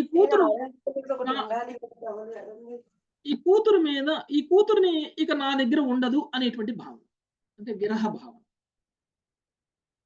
సో, వివాహం అయిన తర్వాత తండ్రికి, తల్లికి ఇలాంటి భావనే ఉంటుంది. సో, ఆ భావనతోటి ఇక కూతుర్ని ఆలింగనం చేసుకొని మరి రోదిస్తున్నారు చక్రవర్తి అయినటువంటి స్వయంభవ మనువు. ఆ చక్రవర్తి తన కుమార్తె విరహమును సహింపజాలలేకపోయెను. మరల కన్నీరు కార్చి తన శిరమును తడిచివేయుచు అతడు అమ్మా తనయా అనుచు విలపించసాగాను. సో, ఇదంతా కూడా మనం ఒక ఇప్పటి రోజుల్లో అలాంటిది ఏం లేదనుకుంటా. ఎందుకంటే బంధాలే అంత లేవు ఇప్పుడు. ఓకే. సరే, ఇది ఎప్పటికైనా జరగాల్సిందే అని చెప్పేసి యాక్సెప్ట్ చేస్తుంటారు. కానీ కొంచెం ఒక జనరేషన్ ముందు వరకు వెళ్ళి చూస్తే వివాహం సెటిల్ అయినప్పటి నుంచే ఏడవడం మొదలు పెడతారు తల్లిదండ్రులు. ఓకే. వివాహం సమయంలో ఏడవడం కాదు. వివాహం సెటిల్ అయినప్పటి నుంచే ఏడుస్తూ ఉంటారు. కూతుర్ని కోల్పోతున్నాను అనేటువంటి భావన. అంత ప్రేమ ఉంటుంది వాళ్ళకి. అంత ప్రేమ, అనుబంధం. కూతురికి కూడా తల్లిదండ్రుల మీద, తల్లిదండ్రులకు కూడా కూతురు మీద. సో, అది వివాహం టైంలో అయితే మాత్రం ఇంక ఆగదు. సో, మా కుటుంబంలోనే నేను చూశాను.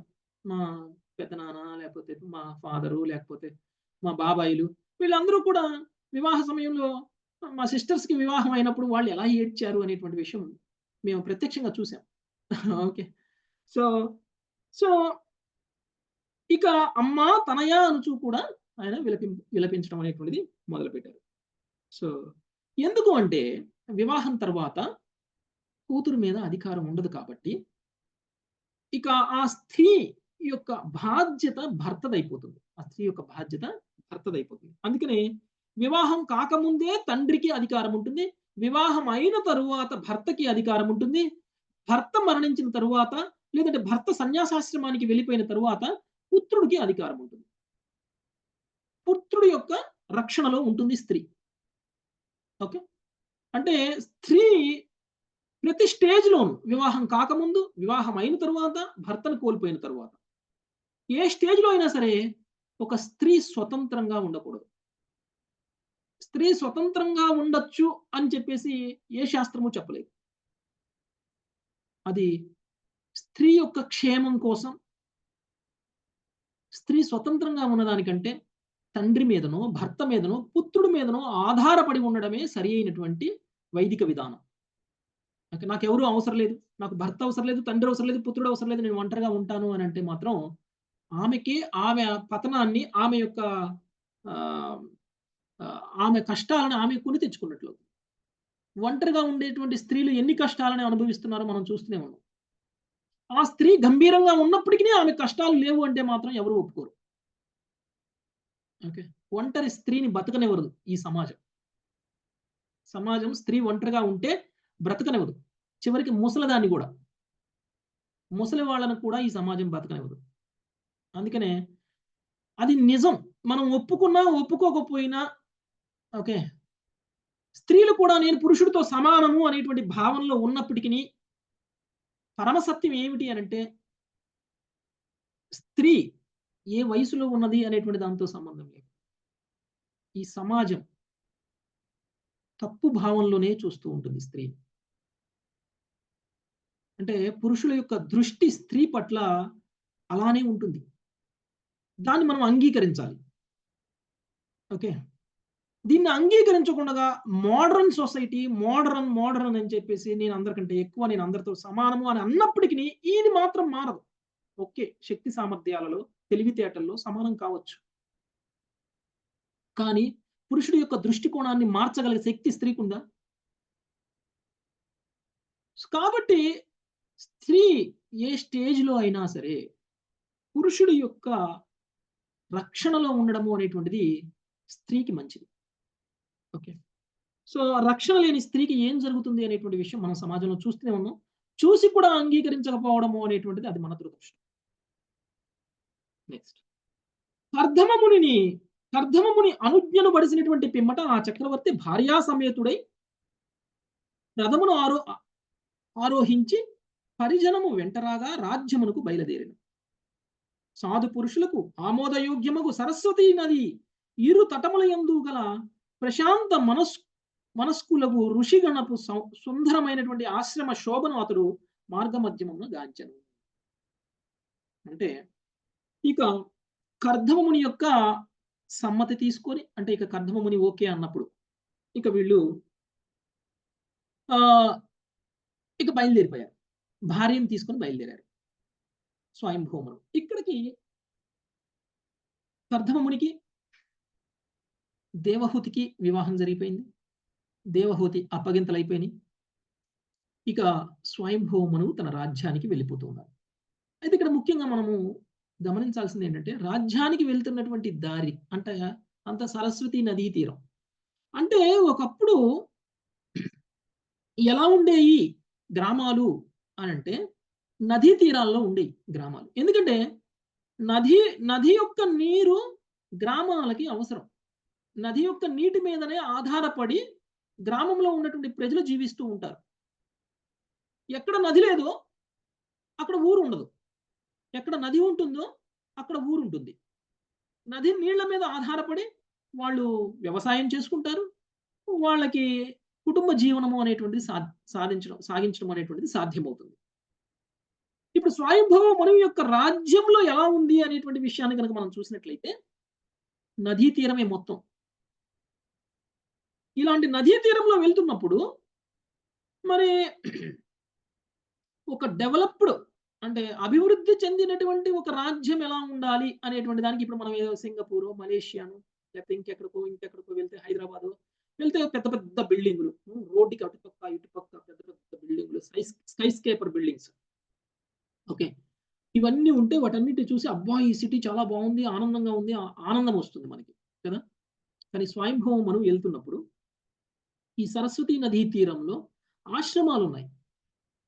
ఓకే, ఈ ఆశ్రమాలను చూసినటువంటి స్వయంభూమునికి ఏంటి ఈ గుడిసెలు, ఏమిటి ఈ ఆశ్రమాలు, ఏమిటి ఈ పేదరికం, ఏమిటి ఇలా ఉంది అని స్వయంభూముని ఏమన్నా బాధపడ్డారా? ఇది అభివృద్ధి చెందనటువంటి ఒక రాజ్యంగా పరిగణించాలంటే అలా కాదు. ఎందుకంటే స్వయంభువ మనువు వాళ్ళని చూసినప్పుడు ఆనందాన్ని కలిగారు. ఓకే, అదే చెప్తున్నారు. ఆశ్రమ శోభను అతను మార్గమధ్యమమున గాంచెను. ఋషిగణం. ఓకే, ప్రశాంత మనస్కులైనటువంటి ఋషిగణముల యొక్క ఆశ్రమ శోభను చూసి ఆయన ఆనందపడ్డారు. ఓకే, అంటే ఆశ్రమాలు ఉన్నాయి. అంటే ఎక్కడైతే ఇలా ఆశ్రమాలు ఉంటాయో ఆ ప్రదేశము పవిత్రంగా ఉంటుంది. ఓకే, సో అందుకనే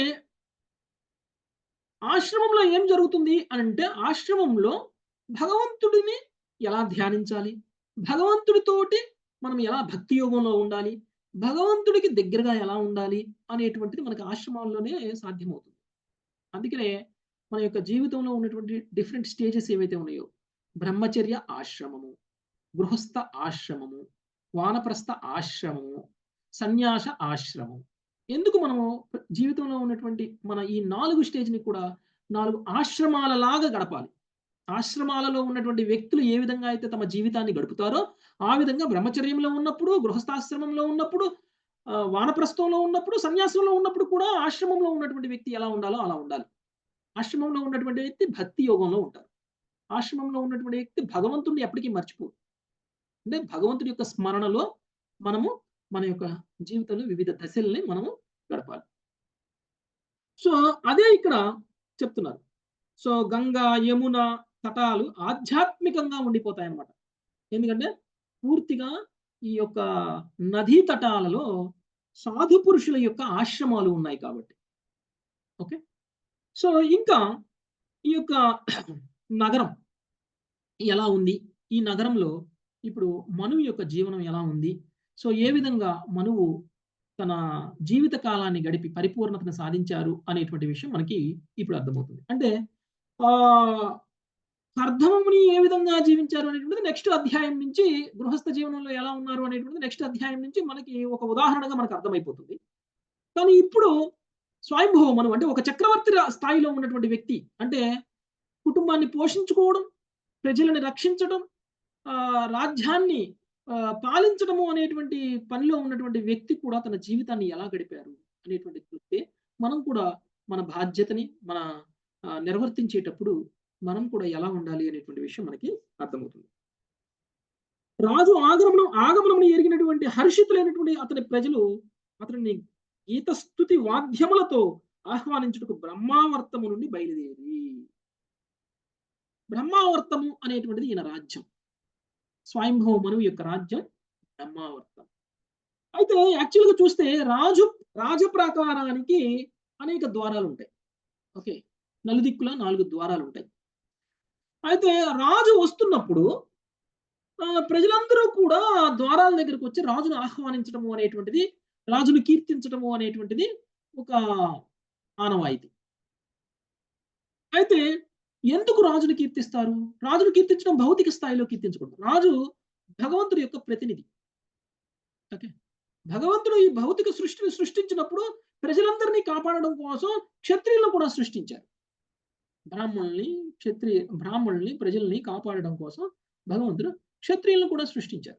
మరి అలాంటప్పుడు ఆ క్షత్రియులు భగవంతుడి యొక్క ప్రతినిధులు కాబట్టి భగవంతుడిని కీర్తించిన దాంతో సమానమవుతుంది క్షత్రియుని కీర్తిస్తే. ఎప్పుడు ఆ క్షత్రియుడు భగవంతుడి ప్రతినిధిగా పాలన చేసినప్పుడు. భగవంతుడి ప్రతినిధి కాకుండా తన ఇష్టం కొద్దీ పాలన చేశారనుకోండి, అంటే శాస్త్ర విరుద్ధంగా గనక పాలన చేస్తే అలాంటి రాజులని కీర్తించకూడదు. ఓకే, ఇక్కడ కీర్తించేటువంటి వాళ్ళు చాలా మంది ఉన్నారు, భజనలు చేస్తారు. ఓకే, సో అలాంటి భజనలు సరి అయినటువంటి భజనలు కాదు. సో తన నాయకుడికి భజన చేయడం అనేటువంటిది సరి అయినటువంటిది కాదు. ఎప్పుడు ఆ నాయకుడు భక్తుడే కానప్పుడు, ఆ నాయకుడు భగవంతుడికి ప్రతినిధిగా పాలన చేయనప్పుడు, అరాచకమైనటువంటి పాలన చేసేటువంటి వ్యక్తిని కీర్తించడము, ఓకే, పాపాలు చేసేటువంటి వ్యక్తిని కీర్తించడము, హత్యలు చేసేటువంటి వ్యక్తిని కీర్తించడము, భౌతికంగా పతనం చెందినటువంటి వ్యక్తిని కీర్తించడము, ఇది పాపం. కానీ ఇక్కడ ప్రజలందరూ కూడా రాజుకి ఆహ్వానం పలుకుతున్నారు, రాజుకి కీర్తనలు చేస్తున్నారు అనంటే ఈ కీర్తన ఆధ్యాత్మికమే. ఎందుకు? కీర్తిస్తున్నది ఒక భక్తుడు కాబట్టి, కీర్తిస్తున్నది ఒక భక్తుడిని కాబట్టి, స్వయంభవ మనువు చాలా గొప్ప భక్తుడు కాబట్టి. ఓకే, నెక్స్ట్, విష్ణు భగవానుడు వరాహావతారమున అవతరించినప్పుడు రోమములు రాలినట్టి ప్రదేశమును కనుక సర్వ సంపత్ సమన్వితమగు బర్హిష్మతి నగరము ఆ పేరున పిలువబడినది. అతడు తన దేహమును విదిలించినప్పుడు రోమములు రాలి ఎల్లప్పుడూ పచ్చగా ఉండు కుశగ్రాసముగాను మరియు కుశగ్రాసముగాను మరియు కాశగ్రాసముగాను మారినవి. అంటే కాశగ్రాసం అంటే చాపలకు ఉపయోగించు మరి ఒక రకపు గడ్డి. తమ యజ్ఞ నిర్వహణమునందు ఆటంకము కలిగించినట్టి దానములు పరాహవింపబడిన పిమ్మట మునులు వాని ద్వారా విష్ణు భగవాను.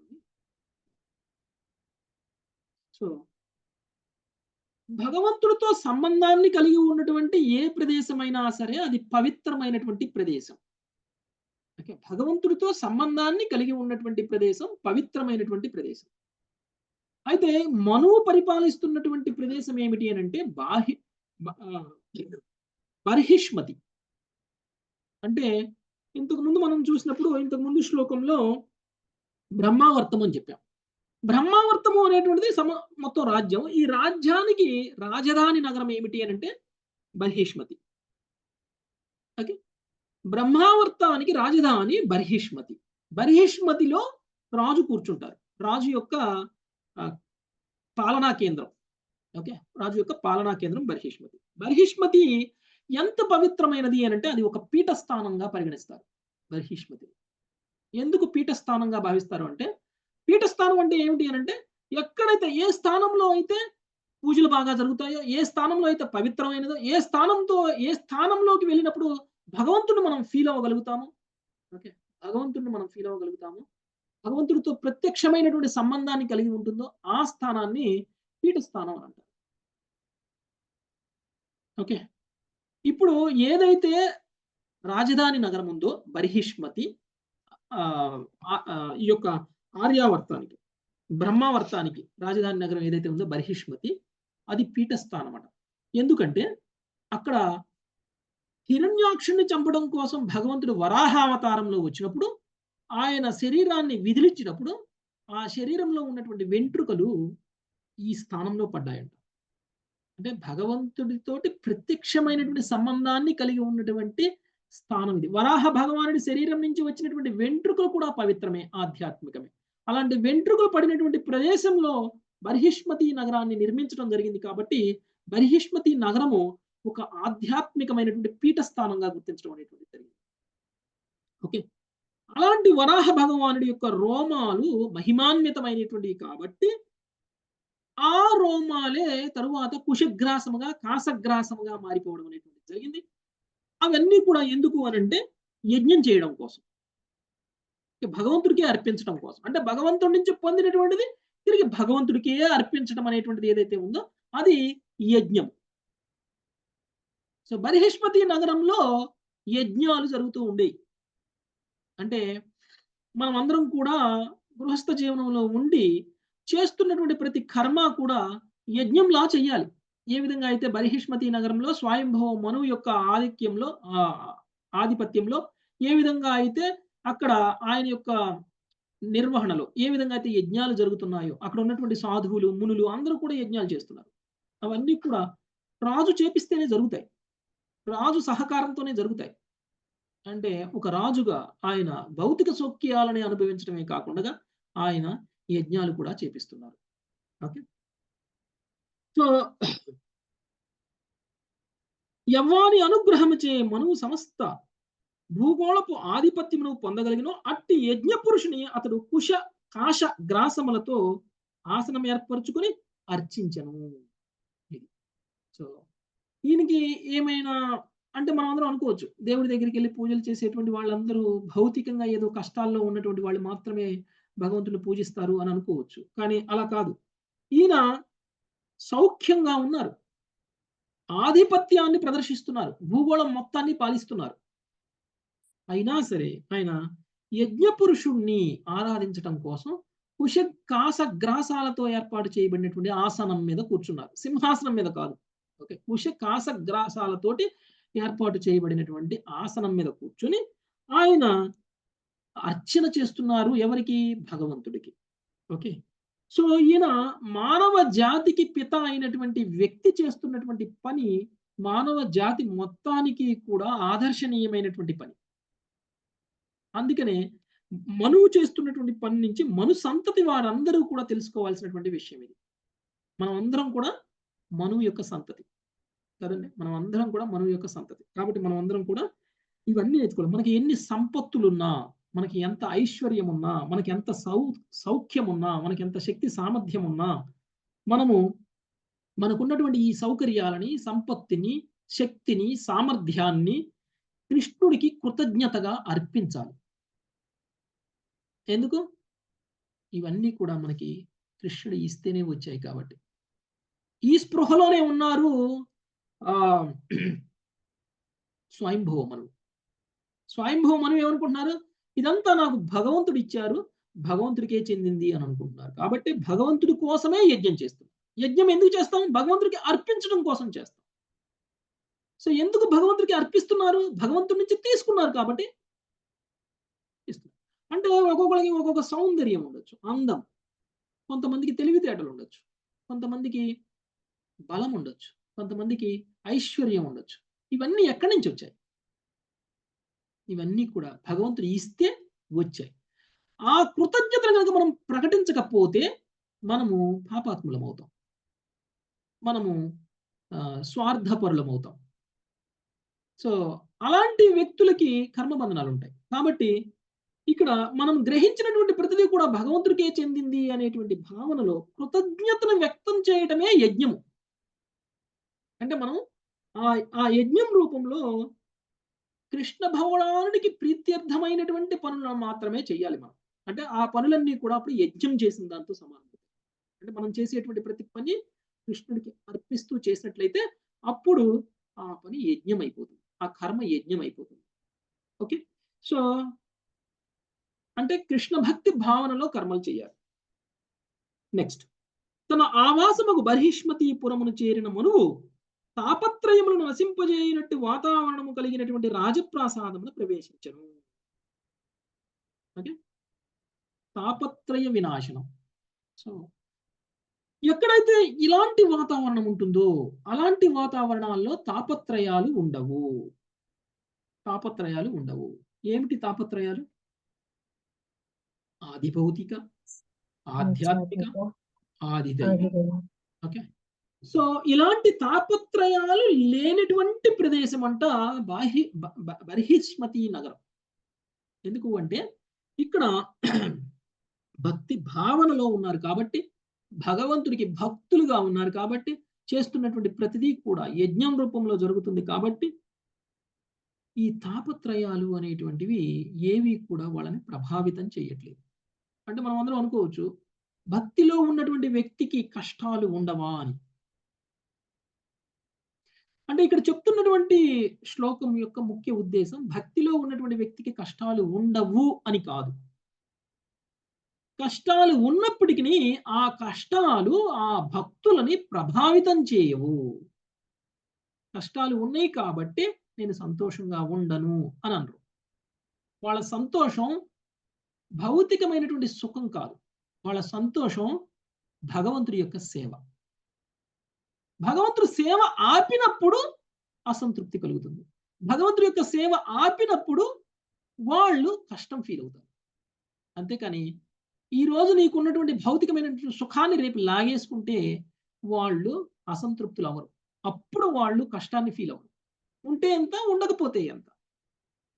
నిన్న ఉన్నప్పుడు నేను కృష్ణుడి సేవ చేయగలిగాను, ఈరోజు లేనప్పుడు నేను కృష్ణుడి సేవ చేయగలిగాను. అది ముఖ్యం వాళ్ళకి. కృష్ణుడి సేవ చేయలేనప్పుడు వాళ్ళు కష్టానికి గురి అవుతారు. కృష్ణుడి సేవ చేయలేనప్పుడు వాళ్ళు నిజమైనటువంటి బాధని అనుభవిస్తారు. అంతేకాని భౌతిక సౌఖ్యాలు ఉండి కూడా కృష్ణుడి సేవ చేయలేనటువంటి వ్యక్తి నిజంగా ఏదో తప్పు చేశాను అనేటువంటి భావనలో ఉండాలి. ఏ భౌతిక సౌఖ్యము అవసరం లేదు కృష్ణుడికి సేవ చేయడానికి. ఓకే. అందుకని కృష్ణ భక్తుడికి స్వర్గలోకము, నరకలోకము రెండూ ఒకటే. కృష్ణ భక్తుడికి స్వర్గలోకం సంతోషాన్ని ఇచ్చేది, నరకలోకం బాధను కలిగించేది కాదు. కృష్ణ భక్తుడు కృష్ణ సేవ చేయగలిగితే అది స్వర్గమైన, నరకమైన సమానమే. సో అది భక్తుడి యొక్క భావన. అందుకనే భక్తుడికి భౌతిక కష్టాలు పట్టించుకోడు. భౌతిక కష్టాలు ఆయన యొక్క ఆధ్యాత్మిక ప్రగతిని ఆపవు. మనం అందరం కూడా ఒక్కొక్క రోజు కొన్ని సందర్భాల్లో ఈ రోజు నాకు కుదరలేదండి, ఈ రోజు నేను చాంటింగ్ చేయలేదండి, ఈ రోజు నేను జపం చేయలేదండి, ఈ రోజు నాకు ఆ కష్టం వచ్చిందండి, ఈ రోజు నాకు ఈ కష్టం వచ్చిందండి అని చెప్పుకుంటాం. ఓకే. ఆ కష్టంలో కూడా మనం చేయగలిగితే, ఆ సుఖంలో కూడా ఎలా ఉంటామో అలానే కష్టంలో కూడా ఉండగలిగితే, ఆధ్యాత్మిక సాధన విషయంలో ఉండగలిగితే అది ఉత్తమమైనటువంటి స్థితి. అంటే మనం అందరం ఆ స్థితికి రాలేదనుకోండి, రావడానికి ప్రయత్నం చేయాలి. ఓకే. సో అందుకనే మీలాంటి వాళ్ళని చూస్తే ఒక్కొక్కసారి మాకే ఇన్స్పిరేషన్ వస్తుంది. ఎందుకంటే కొంతమంది ఆపరేషన్ చేయించుకొని ఆపరేషన్ బెడ్ మీద ఉండి కూడా చాంటింగ్ చేశారు. చాంటింగ్ వదిలిపెట్టలేదు, జపం చేశారు, మాతో కలిసి జపం చేశారు. ఎలాంటి పరిస్థితుల్లో అయినా, భౌతిక పరిస్థితి ఏదైనా సరే, జ్వరం వచ్చినా, సర్జరీ అయినా, ఆరోగ్య పరిస్థితి బాగోకపోయినా, తినకపోయినా, భగవంతుడి నామస్మరణ వదలనటువంటి మీలాంటి వాళ్ళని చూస్తే మా అందరికీ కూడా చాలా ఇన్స్పిరేషన్ కలుగుతుంది. ఆహా, ఇలా ఉండాలి, వీళ్ళ సాంగత్యం దొరికినందుకు మనం ఎంత అదృష్టవంతులము అని మేము ఫీల్ అయినటువంటి సందర్భాలు కూడా ఉన్నాయి. అంటే చెప్పేవాళ్ళే గొప్పవాళ్ళు కాదు, చెప్పేవాళ్ళు గొప్పవాళ్ళని అసలే అనుకోవద్దు. వినేవాళ్ళు చాలా చాలా గొప్పవాళ్ళు. వినేవాళ్ళలో ఎంత గొప్పతనం లేకపోతే ఇంత ఓపికగా కూర్చొని ఏం చెప్పినా వింటున్నారు, ఆచరిస్తున్నారు. సో భక్తి స్థాయి అనేటువంటిది ఆ వ్యక్తి ఉన్నటువంటి భౌతిక పొజిషన్ని బట్టి చెప్పలేం. ఓకే. వాళ్ళ మనసులో ఉన్నటువంటి భావనను బట్టి మాత్రమే మనం చెప్పగలుగుతాం. కాబట్టి వాతావరణం ఎలా ఉండాలి అనంటే, మన ప్రదేశం, మన ప్రాంతం ఎలా ఉండాలి అనంటే భక్తి చేయడానికి అనువైనదై ఉండాలి. అలా లేనప్పుడు మనం బాధపడాలి. అంతేకాని భౌతిక సుఖాన్ని కోల్పోయాము అనేటువంటి భావనలో మనము బాధని ప్రదర్శించకూడదు. అప్పుడు ఇంకా మనం భక్తిలో పురోగమించినట్లవుతుంది. స్వయంభవమను తన భార్యను ప్రజలను కూడి జీవితమును అనుభవించెను. ధర్మ విరుద్ధములకు అవాంఛిత నియమములచే కలతనొందక సమస్త కోరికలను పూర్ణము కావించుకొనెను. గంధర్వులు మరియు వారి పత్నులు ఆ చక్రవర్తి సత్కీర్తిని కలిసి గానము చేసిరి. ప్రతి దినము ప్రాతకాలమున అతడు శ్రీహరి లీలలను ప్రేమపూర్వక హృదయముతో ఆలకించడివాడు.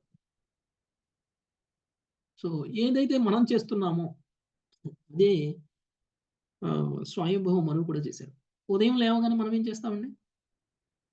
పొద్దున్నే లేవగానే మన మంగళహారతి, ఆ తర్వాత భగవద్గీత భాగవత శ్రవణం, ఓకే, చాంటింగ్, ఇవన్నీ చేసి మనం మన రోజుని స్టార్ట్ చేస్తాం. ఒకప్పుడు యాక్చువల్గా నగరాలు ఎలా నిర్మింపబడాయి అంటే, నగరంలో ఒక మందిరం ఉంటుంది, మందిరం చుట్టూ ఇళ్ళు ఉంటాయి. ఓకే.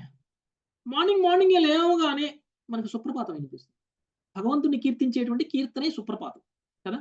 భగవంతుని మేలుకొల్పుతారు కీర్తిస్తూ. సో ఈ సుప్రభాతం వింటూ లెగుస్తాం మనం. చిన్నప్పుడైతే మాకు అలానే ఉండేది. ఇప్పుడైతే సిటీలో ఉంటున్నాం కాబట్టి మాకు అలాంటి అదృష్టం లేదు. ఇప్పుడు కనీసంగా ఈ మార్నింగ్ జపము, మార్నింగ్ భగవద్గీత భాగవతం క్లాసులన్నా మనల్ని ఆధ్యాత్మికంగా ఉంచుతున్నాయి ఇప్పుడు. ఒకవేళ ఇది కూడా లేదనుకోండి, ఇక భౌతికంగా పతనం చెందడం తప్ప వేరే ఏం లేదు. ఓకే. సో సిటీలో ఉన్నటువంటి వాళ్ళకి కనీసంగా మన ఈ ఆన్లైన్ క్లాసెస్ ఏదైతే ఉన్నాయో ఒక రకంగా వాళ్ళకి వరం. కనీసంగా మనం మార్నింగ్ లేవగానే ఆధ్యాత్మికంగా మన రోజుని మొదలుపెట్టి భాగవతం క్లాస్ విని నిద్రపోతాం. సో ఆధ్యాత్మికంగా మన రోజుని ఎండ్ చేస్తున్నాం. పొద్దున్నే ఆధ్యాత్మికంగా మొదలు పెడతాం, సాయంత్రం నిద్రపోయే సమయానికంటే ముందు కూడా ఆధ్యాత్మికంగా ఎండ్ చేస్తాం. సో ఇది అదృష్టమే ఒక రకంగా చెప్పాలంటే. సో ప్రాతకాలంనే భగవంతుడి కీర్తనలతోటి లేసేవాళ్ళంట స్వయంభవ మనువు. ప్రేమపూర్వక హృదయంతో ఆలకించడివాడు, అంటే శ్రవణం చేసేవాడు.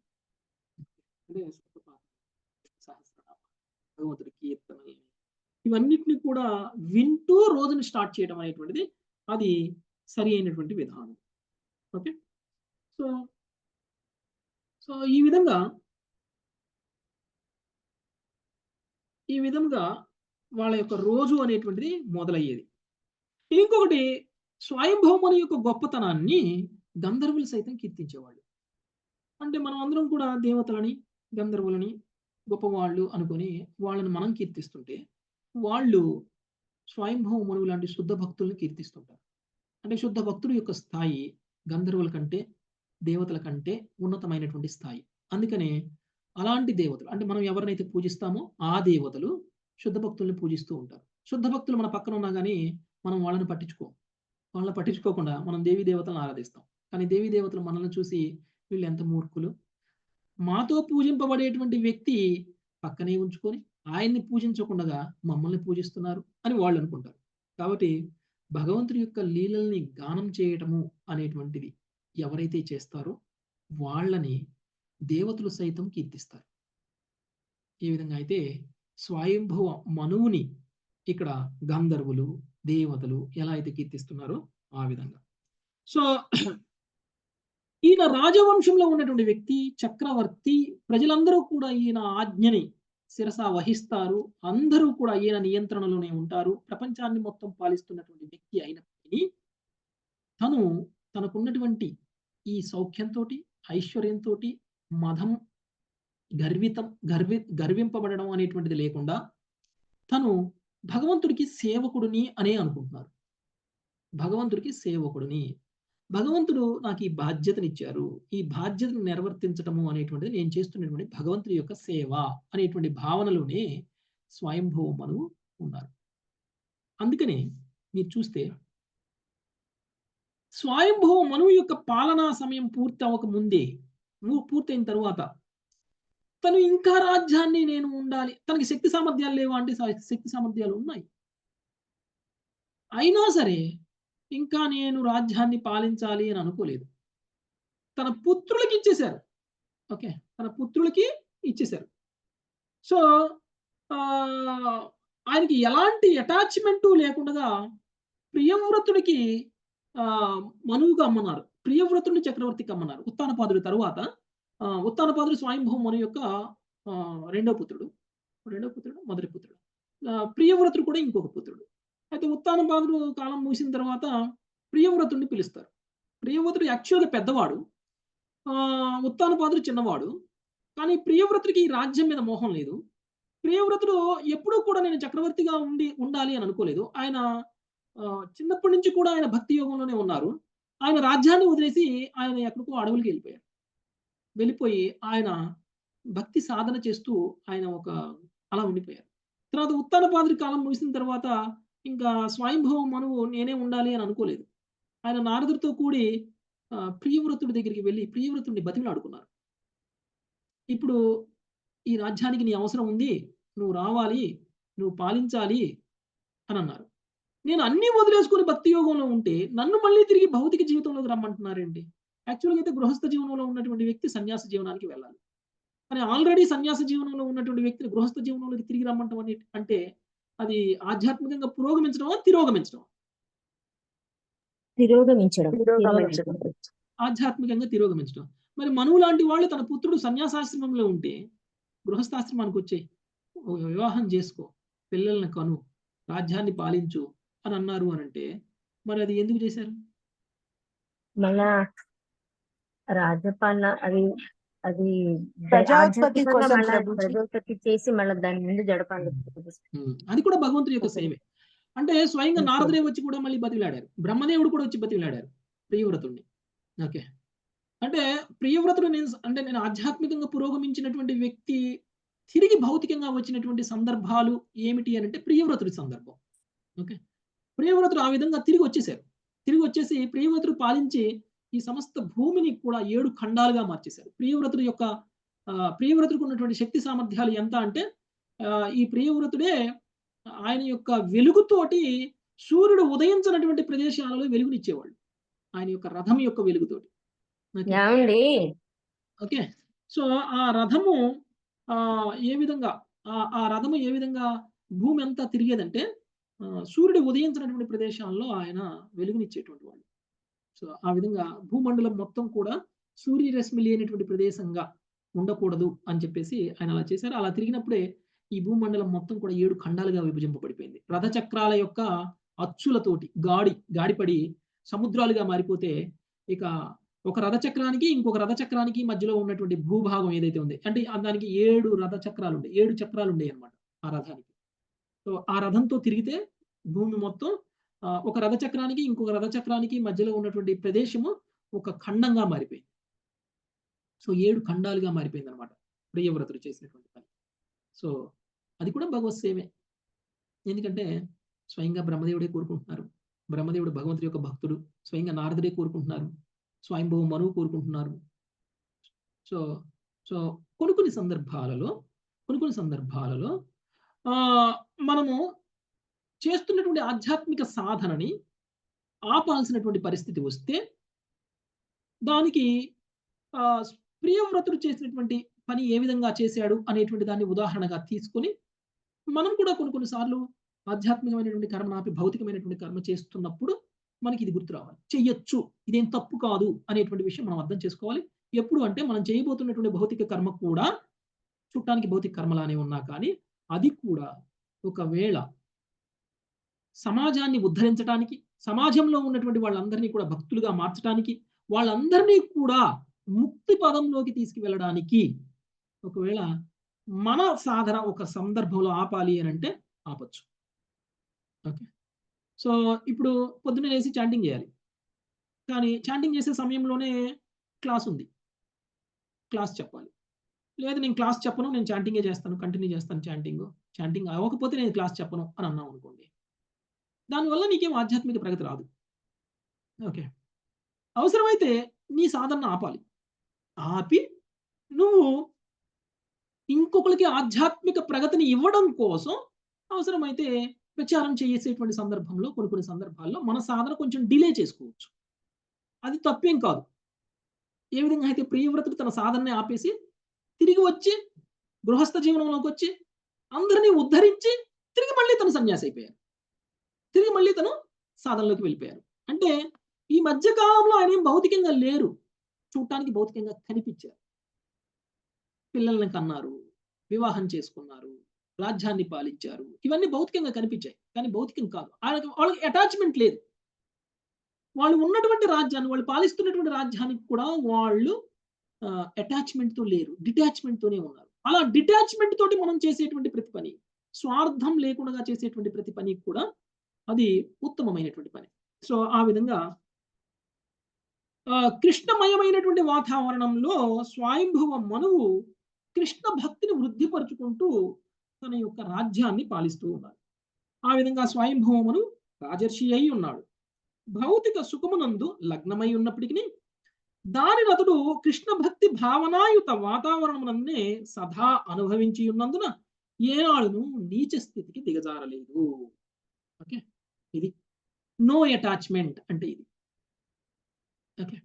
ఒక భక్తుడు తను ఉన్నటువంటి పొజిషన్ తీసుకొని గర్వితుడవడు. ఇప్పుడు మనం చూస్తే చిత్రకేతు మహారాజు. చిత్రకేతు మహారాజు ఎంత గొప్పవాడండి అంటే శివుడు అంత గొప్పవాడు. శివుడిని కూడా శపించగలడు చిత్రకేతు మహారాజు. ఓకే. తనకున్నటువంటి ఐశ్వర్యం ఎంత అంటే ఆయన ఆకాశంలోనే మొత్తం ప్రపంచం మొత్తం తిరగగలడు. సో, ఆకాశ సౌధం కూడా ఉంది ఆయనకి. ఓకే. అలాంటి చిత్రకేతు మహారాజుని పార్వతీదేవి శపించింది. పార్వతీదేవి శపించినప్పుడు చిత్రకేతు మహారాజు ఏమన్నా భయపడ్డారా? బాధపడ్డారా? తనకున్నటువంటి ఐశ్వర్యాన్ని కోల్పోతున్నాను అని బాధపడ్డారా? ఏమీ లేదు. తనకున్నటువంటి ఐశ్వర్యంతో తను చేసేటువంటిది కృష్ణ భక్తే. తనకు ఐశ్వర్యం లేనప్పుడు తను చేసేటువంటిది కృష్ణ భక్తి. అంటే కృష్ణ భక్తి చేయలేనటువంటి సమయంలో ఆయన బాధపడతారు, ఆయన భయపడతారు. సో, ఆ విధంగా ఆయన ఎప్పుడైతే ఒక అసుర జన్మ తీసుకోవాలి అనేటువంటి పరిస్థితిని పార్వతీదేవి కలిగించిందో వెంటనే పార్వతీదేవిని తిరిగి శపించలేదు చిత్రకేతు మహారాజు. పార్వతీదేవిని కూడా శపించగలిగినటువంటి శక్తి ఉంది చిత్రకేతు మహారాజుకి. అయినా కానీ పార్వతీదేవిని ఏమి తిరిగి శపించలేదు. శపించకుండా ఆమెని తల్లితో భావించారు, తల్లిగా భావించారు. సో ఆమె చివరికి అయ్యో నేను తప్పు చేశాను అనేటువంటి భావన కలిగేలా చిత్రకేతు మహారాజు ప్రవర్తన ఉంది. చివరికి శివుడు కూడా మందలించాడు పార్వతీదేవి ఇలా చేసి ఉండకూడదు అని. సో శివుడి యొక్క గొప్పతనం చూడండి. సో అయినా సరే అది విధి అలా ఉంది. కాబట్టి చిత్రకేతు మహారాజుకి ముక్తి రావాలి అని అంటే ఇంకొక జన్మ వెయిట్ చేయాలేమో. అందుకనే ఆ జన్మలో ముక్తిని ఇచ్చేశారు త్వరగా. అందుకని ఆయన సంతోషపడ్డారు చిత్రకేతు మహారాజు. పోనీలే నేను ఈ జన్మలోనే ఇలానే ఉండిపోయిన దానికంటే ఇంకొక జన్మ తీసుకుని ముక్తిని పొందగలిగితే కనుక అదే సంతోషం అని అనుకున్నారు. వృత్తాసురుడిగా మారిపోయారు. వృత్తాసురుడిగా పొంది సో భగవంతుడిని కీర్తిస్తూ మరణించారు ఆయన వృత్తాసురుడు. ఓకే, అది సో అది అంటే తనకున్నటువంటి ఐశ్వర్యంతో కూడా భక్తిలో ఉండగలిగి భక్తిని ప్రచారం చేస్తూ అందరికీ కూడా భక్తిని పంచిపెట్టి అందరినీ కూడా భక్తులుగా ఉంచగలిగేటువంటి వ్యక్తి పాలన ఒక రాజర్షి పాలన. ఓకే, ఒక రాజర్షిలా ఉన్నాడు. సో జనకుడు కూడా రాజర్షి. సో ఇంకొక ఉదాహరణ, జనకుడు కూడా రాజర్షి, అలా ఈయన కూడా రాజర్షిలా ఉన్నాడు. అంటే ఇలాంటి వాళ్ళందరూ కూడా వాళ్ళకు ఉన్నటువంటి శక్తి సామర్థ్యాలన్నీ కూడా భగవంతుడు ఇచ్చారు నాకు అని అనుకుంటున్నారు, కానీ నావి అని అనుకోవట్లేదు వాళ్ళు. మనం చూస్తే పాండవులు చూడండి, పాండవులకి శక్తి సామర్థ్యాలు ఎంత ఉన్నాయి? ధర్మరాజు చాలా గొప్పవాడు, భీముడు చాలా గొప్పవాడు, అర్జునుడు చాలా గొప్పవాడు, నకుల సహదేవులు చాలా గొప్పవాడు. వాళ్ళకి గొప్ప గొప్ప ఆయుధాలు ఉన్నాయి, గొప్ప గొప్ప ఐశ్వర్యం ఉంది. అయినా సరే వాళ్ళకు ఉన్నటువంటి మొత్తాన్ని కూడా కృష్ణుడు ఇచ్చారు అని అనుకున్నారు. కృష్ణుడి సేవలోనే వాడారు, కృష్ణుడికి భక్తులుగా ఉన్నారు. అంటే ఒక భక్తుడికి వచ్చేటువంటి గొప్పతనం వాళ్ళ ఐశ్వర్యంతో రాదు. భక్తుడికి వచ్చేటువంటి గొప్పతనము వాళ్ళు ప్రదర్శించేటువంటి భక్తి వల్ల వస్తుంది, భగవంతుడి పట్ల వాళ్ళకు ఉన్నటువంటి భావన వల్ల వస్తుంది. ఓకే, ఇప్పుడు స్వయంభవ మనువుని కీర్తించినా కానీ ఆయన భగవంతుడికి భక్తుడు కాబట్టి, భగవంతుడి సేవకుడు కాబట్టి కీర్తనీయుడు. సో ఈవెన్ చిత్రకేతు మహారాజు యొక్క గొప్పతనం ఈ రోజు మనం మాట్లాడుకున్నా కానీ ఆయన గొప్ప భక్తుడు కాబట్టి ఆయన మనం కీర్తించవచ్చు. పాండవుల్ని కీర్తించినా కానీ పాండవులు కృష్ణుడికి గొప్ప భక్తులు కాబట్టి మనం కీర్తించవచ్చు. అంతేకాని వాళ్ళకి వచ్చేటువంటి ఆ కీర్తన వాళ్ళకు ఉన్నటువంటి భౌతిక ఐశ్వర్యం దృష్ట్యా రాలేదు. వాళ్ళు అంత గొప్పవాళ్ళు కాబట్టి, వాళ్ళు రాజర్షులు కాబట్టి వాళ్ళు కీర్తనీయులు. ఓకే, సో కృష్ణ భక్తి అనేటువంటిది భౌతిక భోగ వాంఛను నిలిపేస్తుందా అని అంటే అది కూడా కాదు. ఓకే, స్వయంభవ మనువును చూస్తే మనకు అర్థమవుతుంది. స్వయంభవ మనువు తన భార్యలతోటి, తన పిల్లలతోటి, తన ప్రజలతోటి సుఖంగా ఉంటూ భక్తిలో ఉన్నారు. గృహస్థ జీవనంలో ఉన్నటువంటి వ్యక్తి కూడా తన తండ్రి తన తన తన భార్యా పిల్లలతోటి, భర్తతోటి సుఖంగా ఉంటూనే భక్తిని ప్రదర్శించవచ్చు. ఓకే, భగవంతుడిని కీర్తించవచ్చు. భగవంతుడి కీర్తన ఆపేసినప్పుడు అది సరి అయినటువంటి జీవన విధానం కాదు. కాబట్టి ప్రతిరోజు 16 మాలల హరే కృష్ణ మహామంత్రాన్ని జపిస్తూ కనీసం 16 మాలల హరే కృష్ణ మహామంత్రాన్ని జపిస్తూ మనం కనుక ఒకవేళ గృహస్థ జీవనంలో కనుక ఉన్నట్లయితే, గృహస్థ జీవనంలో ఉన్నటువంటి సుఖ సౌఖ్యాలను కనుక మనం అనుభవిస్తూ ఉన్నట్లయితే, భర్త ద్వారా సంతోషాన్ని, పిల్లల ద్వారా సంతోషాన్ని అనుభవిస్తూ ఉన్నట్లయితే, పవిత్ర నామాన్ని వదిలిపెట్టకుండా చేస్తున్నట్లయితే అది మిమ్మల్ని భక్తి యోగంలోనే ఉంచినట్లు. ఓకే, మీరు ఇది చాలా సరళంగా చేయగలరు. ఇది చాలా ఈజీ ప్రాసెస్. ఓకే, జన్మకి ముందే మనం ముక్తిని కూడా పొందవచ్చు. ఏ విధంగా అంటే తాపత్రయాల నుంచి రక్షింపబడడం ఏదైతే ఉందో అదే ముక్తి స్థితి. ఎప్పుడైతే మనము భక్తి యోగంలో ఉంటామో, ఏ తాపత్రయమో మనల్ని గనక కలతపరచకపోతే మనం ముక్త స్థితిలో ఉన్నట్లే. మనం ఆల్రెడీ ముక్త స్థితిలోనే ఉన్నట్లు. సో అలాంటి ఒక స్థితికి చేరుకోగలగాలి అంటే భౌతిక భావం నుంచి బయటికి రావాలి, త్రిగుణాల యొక్క ప్రభావం నుంచి బయటపడాలి. సో అప్పుడు ఇది సాధ్యమవుతుంది. లేదు అని అంటే అది సాధ్యం కాదు. కనుకనే ఆయువు క్రమముగా గడిచిపోయినను అతని చిరకాల జీవనము అంటే మన్వంతరం మొత్తం కూడా వ్యర్థముగా గడవలేదు. అతడు సర్వదా విష్ణు భగవానుని లీలల స్మరణము, ధ్యానము, రచనము, కీర్తనమునందే నిలిచియుండెను. సో జీవితం మొత్తం కూడా ఆయన కృష్ణ భక్తి భావనలోనే ఉన్నారు, కీర్తనలోనే ఉన్నారు, శ్రవణం చేస్తున్నారు, రచనలు కూడా చేస్తున్నారు. ఓకే, సో అందుకని ఆయన జీవితం వ్యర్థం కాలేదు. కొంతమంది 100 సంవత్సరాలు బతుకుతారు. 110 సంవత్సరాలు బ్రతికినటువంటి వాళ్ళు కూడా ఉంటారు. 100 సంవత్సరాలు దాటి బ్రతికితే అది ఒక న్యూస్‌లా చెప్పుకుంటాం మనం. వార్తల్లో వచ్చేస్తారు. సో వార్తల్లో కూడా మనం వింటూ ఉంటాం. సో అందరికంటే ఎక్కువ వయసు కలిగినటువంటి వాళ్ళు అని వార్తల్లో కూడా వింటూ ఉంటాం. అది కాదు గొప్ప. కృష్ణ భక్తి భావన లేకుండగా ఒకవేళ ఎన్ని సంవత్సరాలు మనం బ్రతికినా, ఎంత గొప్పగా మనం సాధించినా అదంతా కూడా వ్యర్థమే. స్వయంభవ మనువు యొక్క జీవితం ఒక మన్వంతరం. ఒక మన్వంతరం అంటే 71 యుగ చక్రాలు. 71 యుగ చక్రాలు. ఒక యుగ చక్రం అంటే 43,20,000 సంవత్సరాలు. 43,23,000 సంవత్సరాలు ఇంటూ 71. అన్ని సంవత్సరాల పాటు బ్రతికున్నాడు. కానీ ఆయన అంత సమయం ఏ ఒక్క క్షణం కూడా ఎందుకు వృధా కాలేదు అనంటే, ప్రతి క్షణము ఆయన భగవద్భక్తిలోనే ఉన్నాడు. కృష్ణ భక్తి భావనలోనే ఉన్నాడు కాబట్టి. ఒకవేళ కృష్ణ భక్తి భావనలో గనక లేని క్షణం ఏదైనా ఉంటే అది వృధా. అంటే మనం 100 సంవత్సరాలు బ్రతుకుతాం. 100 సంవత్సరాలలో ఎంత సమయం కృష్ణ భక్తి భావనలో బ్రతికామో అదే విలువైనటువంటి సమయం. మిగిలిందంతా విలువలేనటువంటి సమయం. మనం అందరం అనుకోవచ్చు. కృష్ణ భక్తిని పక్కన పెట్టి, నాకు చాలా పనులున్నాయండి. ఈ క్లాస్ తర్వాతైనా వినొచ్చులేండి. ఈ క్లాస్ ఇప్పుడు వినకపోతే మాకొచ్చే నష్టం లేదు. లేదు అనంటే ఇప్పుడు భక్తి చేయకపోతే వచ్చే నష్టం లేదు. ఇంకా నాకు వయసు చాలా ఉంది. భవిష్యత్తులో చెయ్యొచ్చు. కృష్ణ భక్తిని తర్వాతైనా ప్రకటించొచ్చు. ఇప్పుడు కాదు తర్వాత అని అనుకునేటువంటి వాళ్ళందరికీ తెలియాల్సినటువంటి విషయం ఏమిటి అనంటే, భగవంతుడి నామస్మరణ లేకుండగా గడిపినటువంటి ప్రతి క్షణం కూడా వృధా. భక్తి భావనలో లేనటువంటి ఏ క్షణమైనా సరే అది వ్యర్థమైనటువంటి సమయం మన జీవితంలో. సో ఎందుకు స్వయంభవ మనువు అంత దీర్ఘకాలం పాటు బ్రతికి ఉన్నప్పటికీ ఆయన జీవితంలో ఏ ఒక్క క్షణం కూడా వ్యర్థం కాదు అనంటే, ఆయన నిరంతరము విష్ణు భగవంతుడి యొక్క లీలల్ని స్మరణం చేస్తూ ఉన్నారు, ధ్యానం చేస్తూ ఉన్నారు, రచన చేస్తూ ఉన్నారు, కీర్తిస్తూ ఉన్నారు కాబట్టి. సో ఒక గృహస్థుడైనటువంటి వ్యక్తి తన గృహ కలాపాలను నిర్వహిస్తూ కూడా ఇలా ఉండగలిగితే గృహస్థ జీవనం కూడా ప్రతి క్షణం వృధా కాకుండా ఉంటుంది. వృద్ధులమైనప్పటికీ మనకి అది తాజాగా ఉంటుంది జీవితం. పాచిపోయినట్టు ఉండదు. ఓకే, పాచిపోయిన జీవితం ఇలా ఉండదు. అదే భౌతికంగానే ఉన్నాం అనుకోండి, విసుగొస్తుంది. భౌతికంగా ఎంత సుఖంగా ఉన్నా కానీ ఇంకా ఎంతకాలం ఈ జీవితం అనేటువంటి విసుగొస్తుంది. అదే కృష్ణ భక్తి భావంలో ఉన్నటువంటి వ్యక్తి ఎంత వయసు అయిపోయినా కానీ, ఎన్ని సంవత్సరాలు చేసినా కానీ విసుగు చెందడు. ఎప్పటికీ అదే ఆనందం అనేటువంటిది వస్తుంది. అంతే ఆనందం వస్తుంది. ఓకే, అది శ్రవణంలో ఉన్నటువంటి, కీర్తనలో ఉన్నటువంటి ఒక పవర్. అందుకని మనం కృష్ణ కథలను మళ్ళీ మళ్ళీ విన్నప్పుడు మనం అందరం కూడా రమిస్తూ ఉంటాం. ఓకే, సో అందుకనే ఒక భక్తుడి లక్షణాన్ని చెప్పినప్పుడు కృష్ణుడు ఏం చెప్పారు? తుష్యంతిచ రమంతిచ. కృష్ణ కథలను వాళ్ళల్లో వాళ్ళు చర్చించుకొని వాళ్ళల్లో వాళ్ళు రమిస్తూ ఉంటారు. ఒక భక్తుడి యొక్క లక్షణం అది.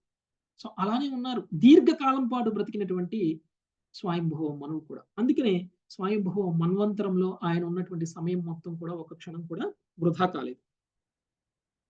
70 యొక్క యుగ చక్రములు, 70 యొక్క చతుర్యుగ చక్రముల కాలము పాటు కొనసాగినటువంటి అతని ఆయువు వాసుదేవుని స్మరణమునందు మరియు వాసుదేవుని ప్రసంగములందు గడిచిపోయిను. ఆ విధముగా అతడు గతిత్రయమును దాటగలిగిను. గతిత్రయము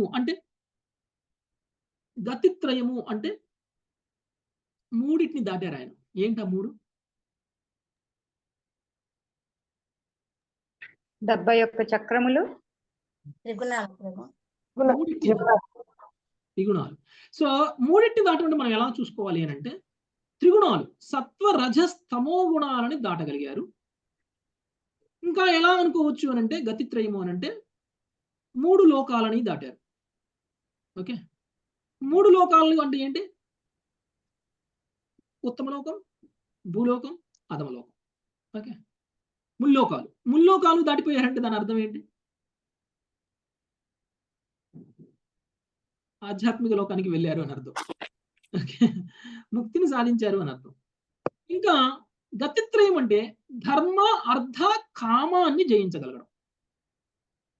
ధర్మ అర్థ కామ అంటే ముక్తిని పొందారు, ధర్మార్థ కామాలను దాటేశారు. ఓకే. సో మనం ఏమనుకుంటాము అని అంటే ధర్మార్థ కామాల కోసమే మనము ధార్మిక కర్మలు చేయాలి అని అనుకుంటాం కదా. కానీ అవి దాటిపోయారు స్వయంభూములు. కాబట్టి గతిత్రయం అనేటువంటిది 3 రకాలుగా అర్థం చేసుకోవచ్చు. సత్వగుణము, రజోగుణము, తమో గుణాన్ని దాటడము, లేదంటే 3 లోకాలని దాటిపోవడము, లేదంటే ధర్మార్థ కామాలను దాటిపోవడం. సో అలా దాటిపోయారు. 71 యుగ చక్రాల పాటు తన ఆయువుని కలిగి ఉండి ఆ ఆయు పరిమాణం మొత్తం కూడా భగవంతుడి యొక్క నామస్మరణలోనే ఉన్నారు కాబట్టి భగవంతుడి యొక్క ప్రసంగాలనే గడిచిపోయింది కాబట్టి ప్రసంగాలతోనే గడిచిపోయింది కాబట్టి ఆయనకి గతిత్రయం సాధ్యమైంది. మనలాంటి వాళ్ళకి గతిత్రయం సాధ్యం అవ్వాలంటే సాధ్యం కాదు. సో స్వయంభవం మనకి ఎందుకు సాధ్యమైందంటే జీవితం మొత్తం కూడా ఆయనకి అదే సాధ్యమైంది. అంటే మెలకుతో ఉన్నప్పుడు, స్వప్నంలో ఉన్నప్పుడు, సుషుప్తిలో ఉన్నప్పుడు కూడా ఆయన చేసినటువంటి పని ఏమిటి అంటే భగవంతుడి యొక్క నామస్మరణ. నెక్స్ట్, కనుక ఓ విదుర, భక్తి యోగమునందు శ్రీకృష్ణ భగవానునే పూర్తిగా ఆశ్రయించినటువంటి వారులకు దేహము, మనస్సు, ప్రకృతికి సంబంధించినటువంటి క్లేశములు మరియు ఇతర మానవులు, జీవుల నుండి కష్టములు ఎట్లు కలుగును. ఓకే, ఇది సుఖదేవ్ విదురుడికి చెప్తున్నారు. So Maitreya Muni. Okay, so Maitreya Muni విదురుడికి చెప్తూ ఈ విధంగా కృష్ణ భగవానునే ఆశ్రయించి ఉన్నటువంటి వ్యక్తికి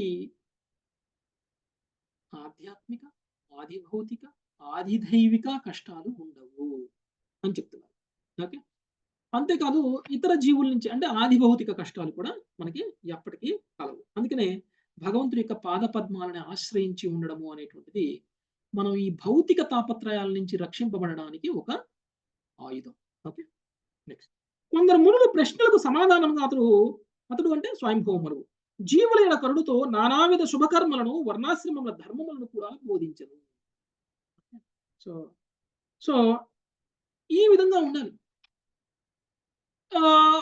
ఆయన తన స్వార్థం కోసం మాత్రమే భక్తి చేయలేదు, ఇంకా ఇతర జీవులు భక్తి మార్గంలోకి రావడం కోసం ప్రచారం కూడా చేశారు.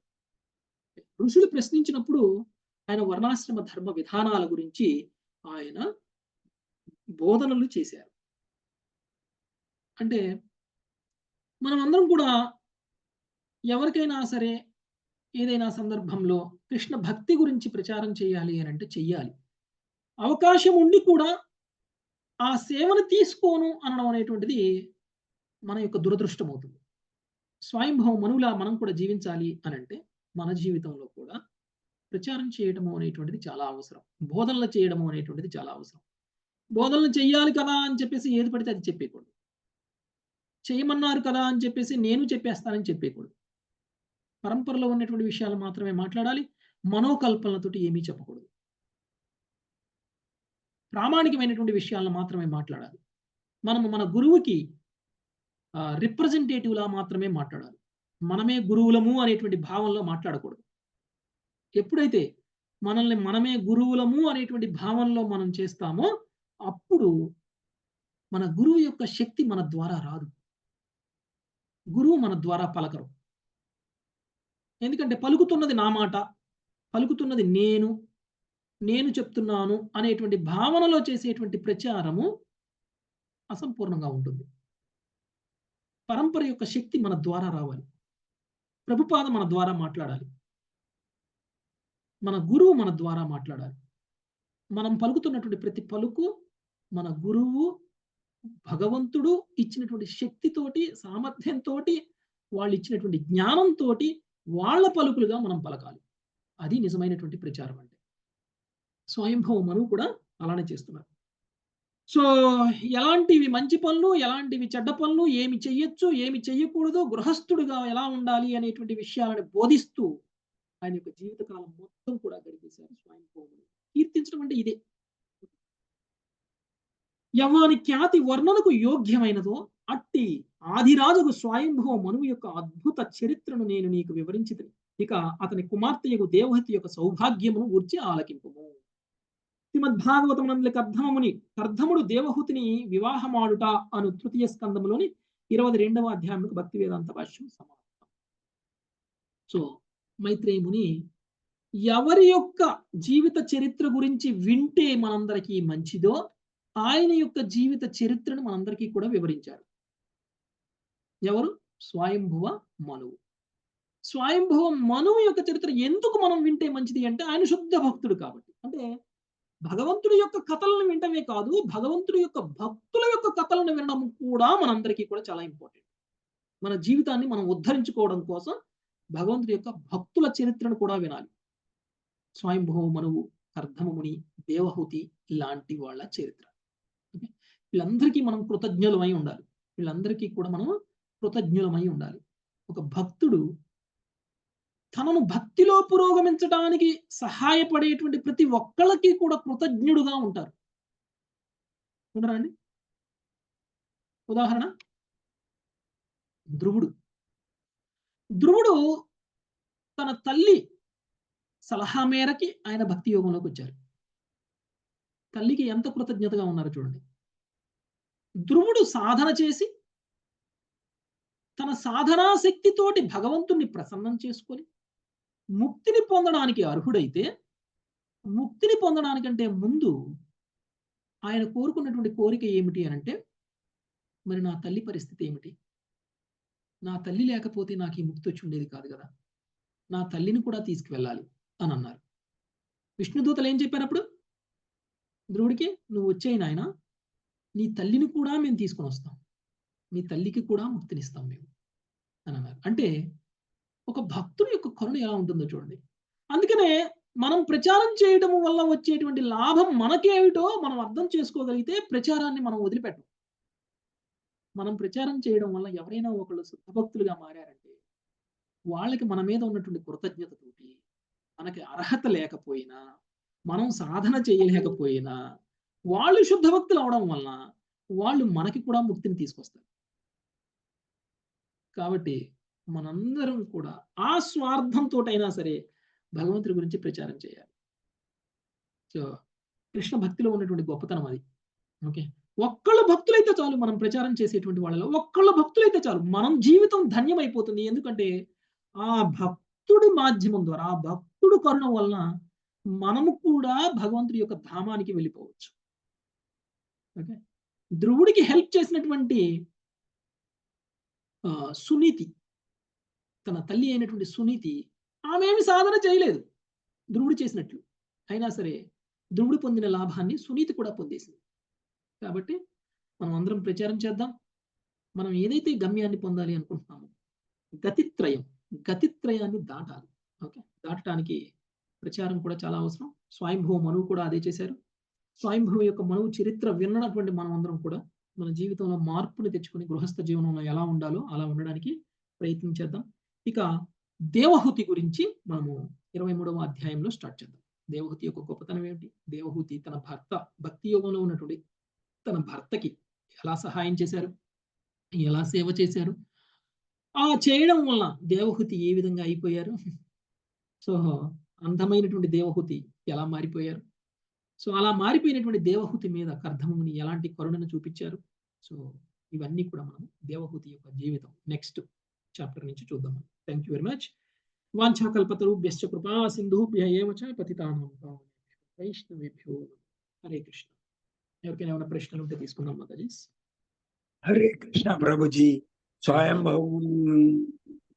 గురించి చాలా చక్కగా వివరించారు. హరే కృష్ణ ప్రభుజీ, దండవత్ ప్రణామం. Hare Krishna. Thank you very much ప్రభుజీ. Hare Krishna. All glories to Srila Prabhupad. Hare Krishna. Hare Krishna ప్రభుజీ. హరే కృష్ణ. హరే కృష్ణ ప్రభుజీ, దండవత్ ప్రణామం. హరే కృష్ణ. ప్రభుజీ దండవత్ ప్రణామం. హరే కృష్ణ. హరే కృష్ణ ప్రభుజీ, దండవత్ ప్రణామం. హరే కృష్ణ ప్రభుజీ. హరే కృష్ణ ప్రభుజీ, దండ ప్రణామం. దండవత్ ప్రణామం ప్రభుజీ. హరే కృష్ణ ప్రభుజీ, దండవత్ ప్రణామం. ప్రభుజీ దండవత్ ప్రణామం. ప్రతిష్ఠయానికి ఇన్ని అర్థాలు హరే కృష్ణ ప్రభు, దండవత్ ప్రణామం. హరే కృష్ణ ప్రభుజీ దండవత్ ప్రణామం. హరే కృష్ణ ప్రభుజీ దండవత్ ప్రణామాలు. కానీ పోయినసారి దానికంటే ఈసారి చాలా బాగా అర్థమైంది ప్రభుజీ. పోయినసారి చెప్పిన దానికంటే ఇంకా వివరణ కూడా బాగా చెప్పినట్టున్నారు. కానీ లేకపోతే మాకు అర్థం అవటం ఫస్ట్ టైం కంటే ఇప్పుడు బాగా అర్థమైంది. మరి చాలా బాగుంది ఈ రోజు. ఖండములు అంటే అవి ద్వీపములా? హరే మాతాజీ ఏమన్నారు? హరే కృష్ణ ప్రభుజీ. ఖండములు అంటే అవి ద్వీపములుగా ఖండములు అంటారు. ఖండం ఖండము అంటే ద్వీపమే, ద్వీపమేనా? సముద్రానికి సముద్రానికి మధ్య ఉన్నాయి.